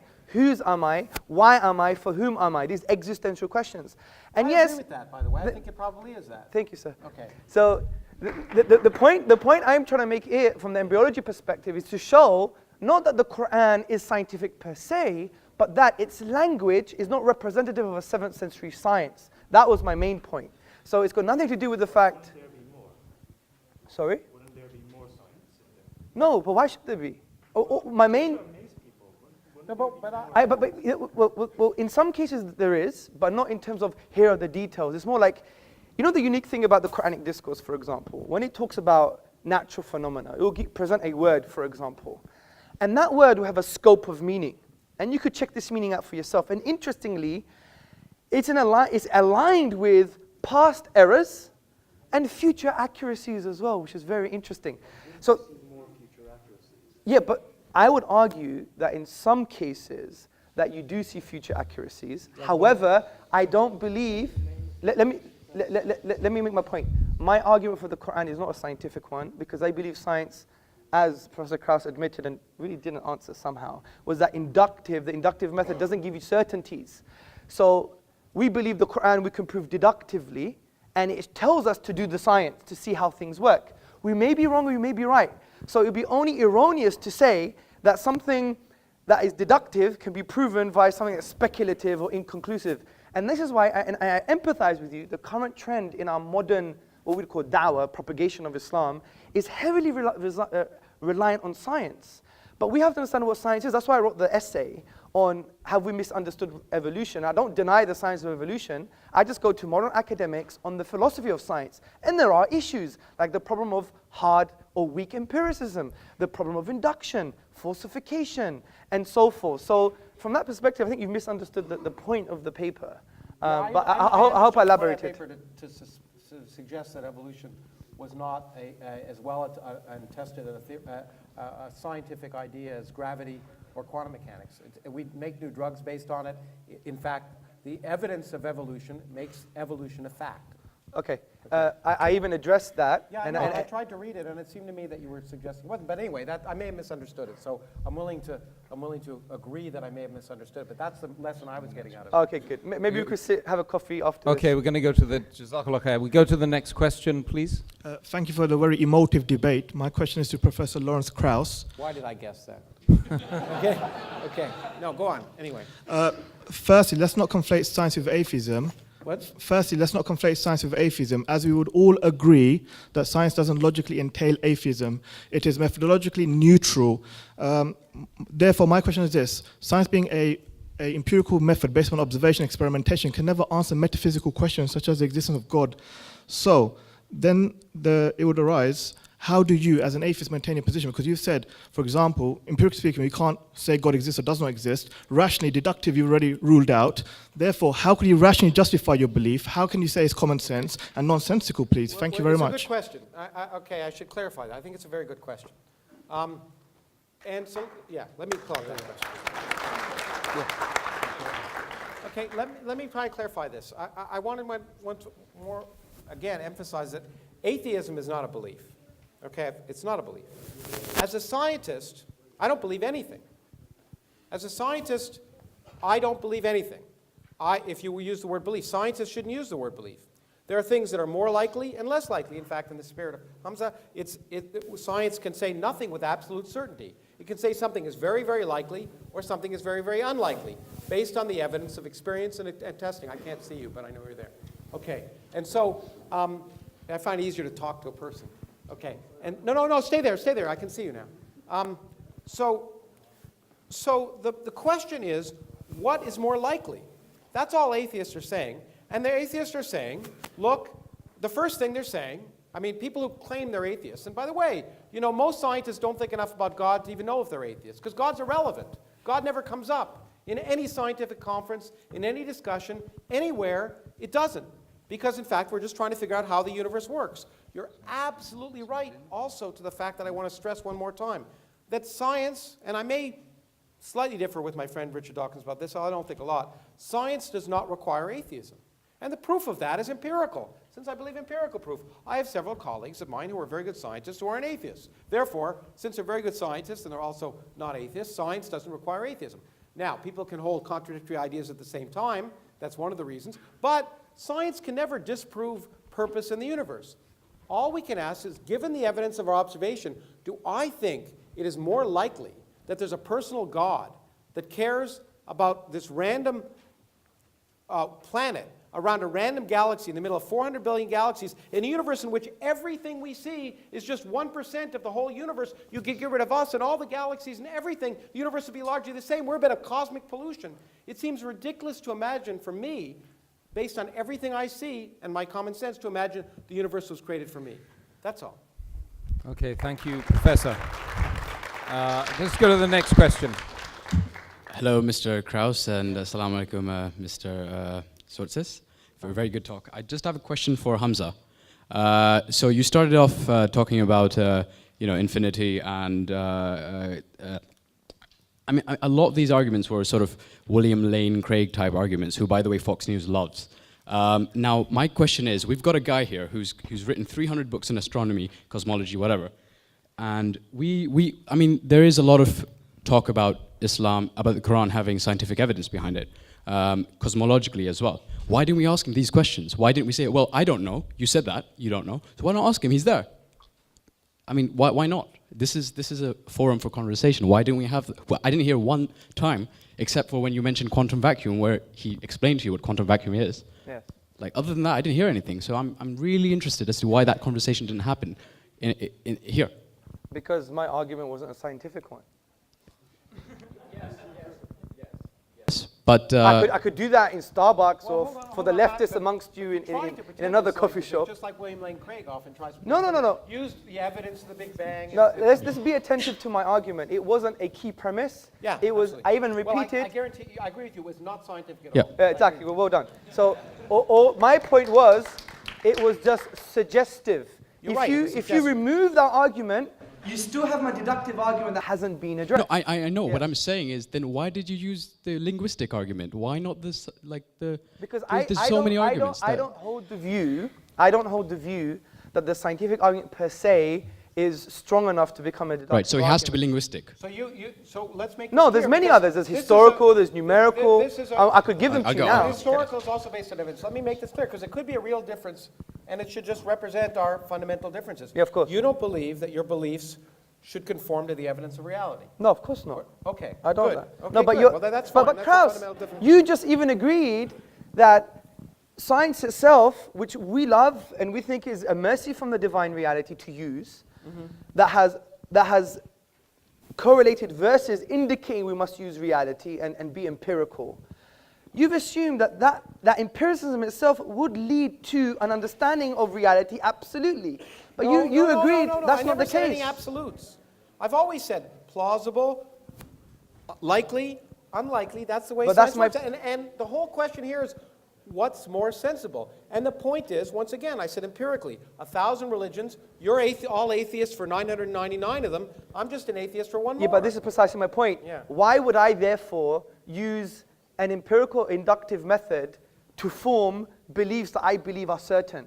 That would be obnoxious of me. So what I do is, if I believe something is so certain as the existence of the divine and the miraculous nature of the Quran, I'm not going to use an inductive method which if is you're- speculative and probabilistic, which you would even agree ranges from 0 to 99%.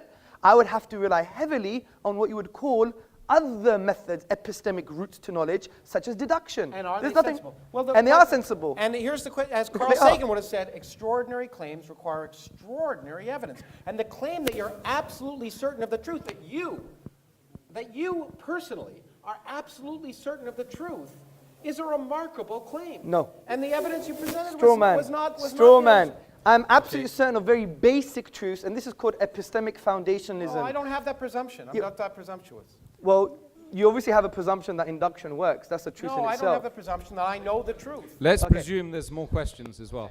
Okay, let's go. Hi, my question is for Hamza. Oh, yes. And, my question is, I just want to clear something up before I go on. Do you think that logic and science are two separate paths to truth? Because Professor Krauss here is taking the scientific approach, you've been taking the logic approach. Do you believe they're mutually exclusive, that you can have a logical... No, of course not, because you can have a deductive argument that its premises rest on induction. So that's fine. And an inductive argument, by definition, is empirical by nature. But the point I'm trying to say is there is a difference between induction and deduction. That is a clear distinction. Well, sure, that's Exactly. So the point is, if we do have a valid and sound deductive argument, then for God's sake, let's address it.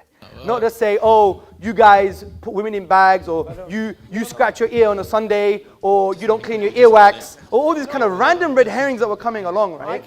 No, So I'm the sorry, point I tried is- to ask empirically what's, to me, and maybe this is Can a I just different word, quickly maybe we should have defined the word sensible. Please, Yeah. sorry. Because sensible, Could to me, I interrupt? Is something sorry. that's Yeah, consistent with sorry, the that evidence that reality. wasn't the question. My Sorry. question was that if you think logic is, you said you didn't think it was independent, but do you think that your premises, because that's what your arguments rest on, are informed by empirical evidence?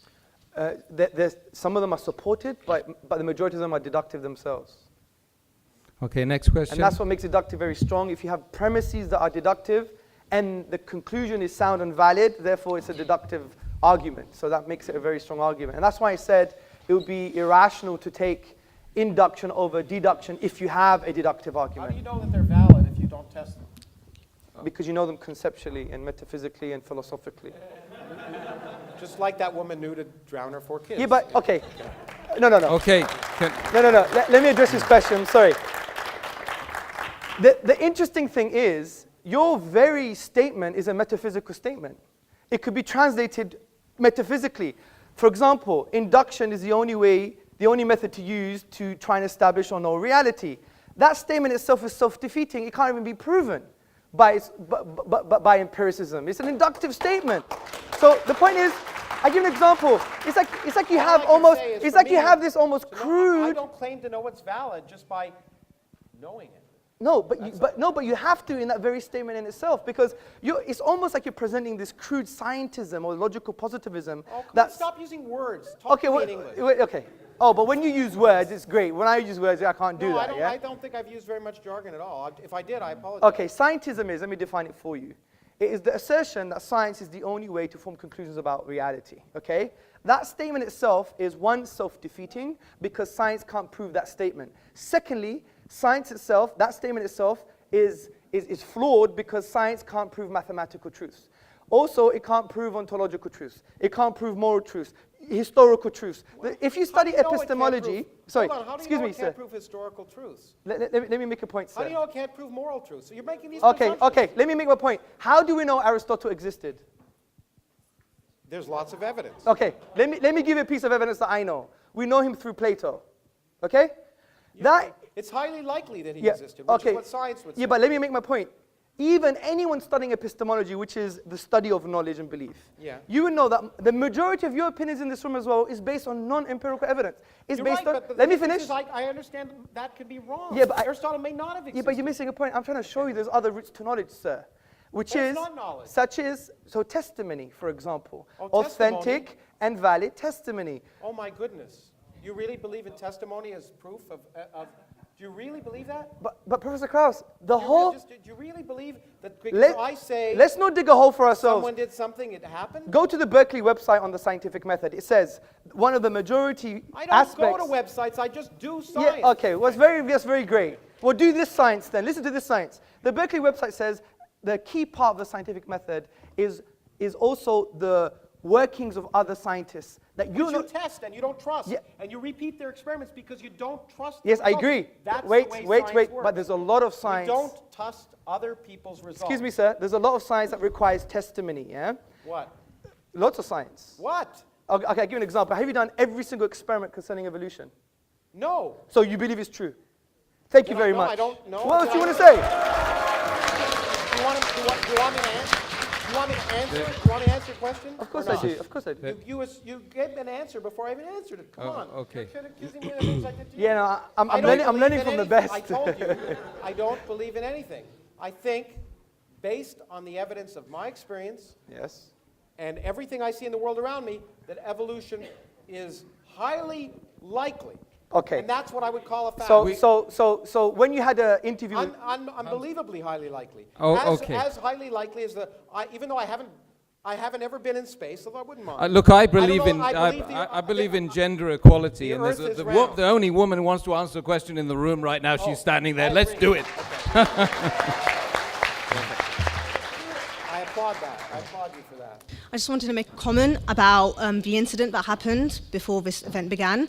I acknowledge that the brother who couldn't find a seat where he was coming from, but I believe that he has a right to sit where he wanted to, but there has been some misunderstanding. Firstly, Islam makes it very clear that equality is incredibly important, and that no black man, for example, is superior to a white man, and vice versa. But the issue here was not one of superiority, as no one imposed segregation upon him.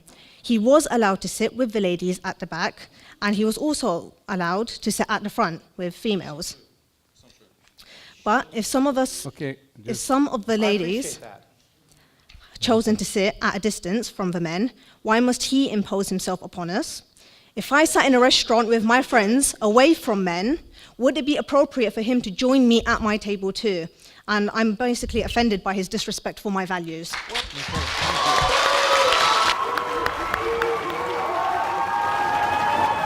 Okay.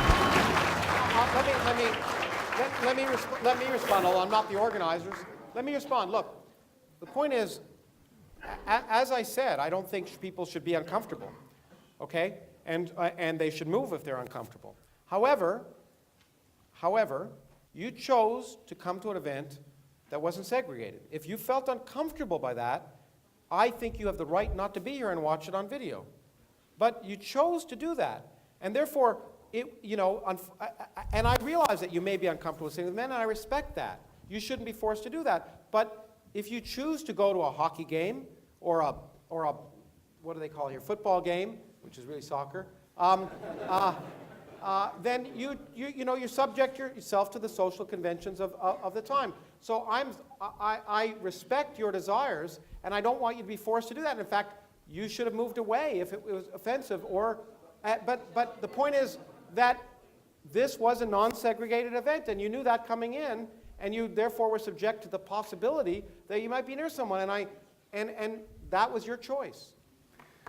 Thank you very much.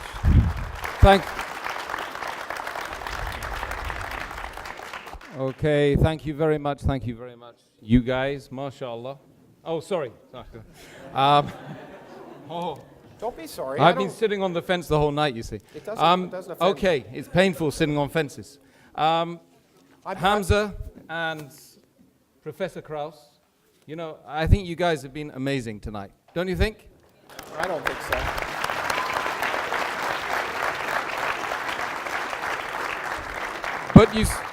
But you still got to convince the audience up there, so you've got 2 minutes each. Oh, well, no, I mean, I'm glad we had more dialogue than, as I once said, because I just think the debate format is a stupid format. Forgive me. It just doesn't lead to the kind of interaction. Actually, there's been some positives that have come out of the fact when Hamza and I have talked that have been much more positive than when people make these rhetorical long statements and try and define things and try and sneak the other person into some logical contradiction. It's just not good for education. My intent, and I'm sure I've offended people here, my intent was not to offend. I always offend, and I offend some of my scientific colleagues too. My intent was just to raise questions and encourage people to think about issues. And for that, I hope that some of the statements I've made will cause people to think. And indeed, my whole point is that given access to information, and I believe you should get access to information about the world really works, which is why I write scientific books and I speak, because I think these are some of those beautiful ideas people have ever come up with, that we shouldn't be afraid of them, we shouldn't fear them, we shouldn't view them as if they offend our beliefs, that's a good thing, because it means our beliefs are wrong. And that, as I say to students all the time, is the greatest gift we can have. Changing our minds and learning is what's produced the progress that allows this room to happen, that allows these video cameras to be recording things. So I just hope that as I hope I am willing to change my beliefs or change my mind in the presence of evidence and get information, that I hope that some of the things I've said have spurred your thinking, and I certainly don't want to convert you into anything. And so thank you for listening. Hamza? Oh dear. You know what? Something inside me thought I knew it would be like this, because when I watch Professor Krauss, although I disagree with him, I love his style. And my dad would love your style as well. It's like, I don't care, I'm going to be me, get over it. You know? So I do respect that. Good. And the other thing I do respect. You're that way too, don't you think? Yes, we're the same. Okay, well, then we're you the go. same. Then that's why there was like almost an explosion here on atomic levels. Yeah? I mean, interestingly, we have a lot in common. We both like Star Trek. So, you know, I know it's not real. Sorry,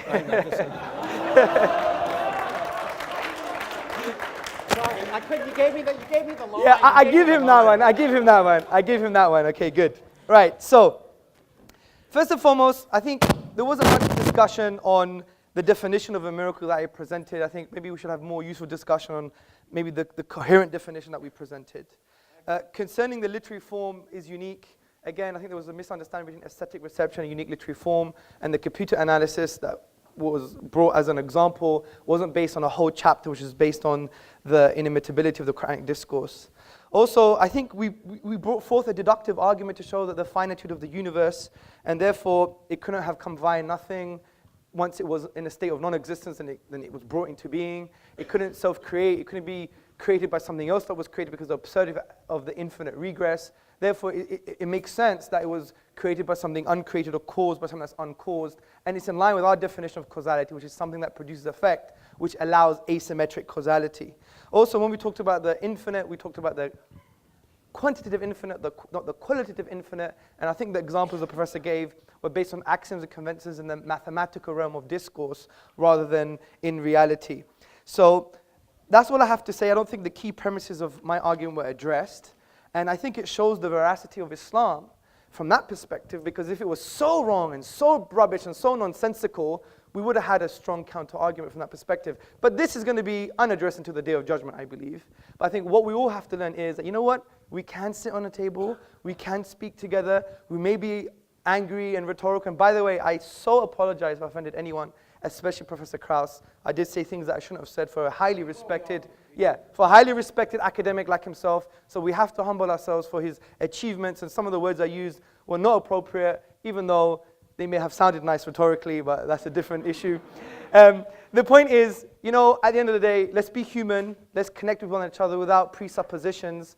And that's very hard to do. But the only way to do that is just really divorcing our drama and our presuppositions when we try to engage with someone. And that's what we teach in our courses all the time. Engage with a human being, not just with his beliefs or your perception of who he is.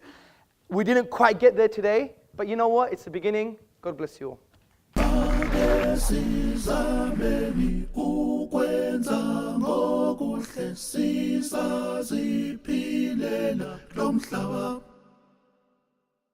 Make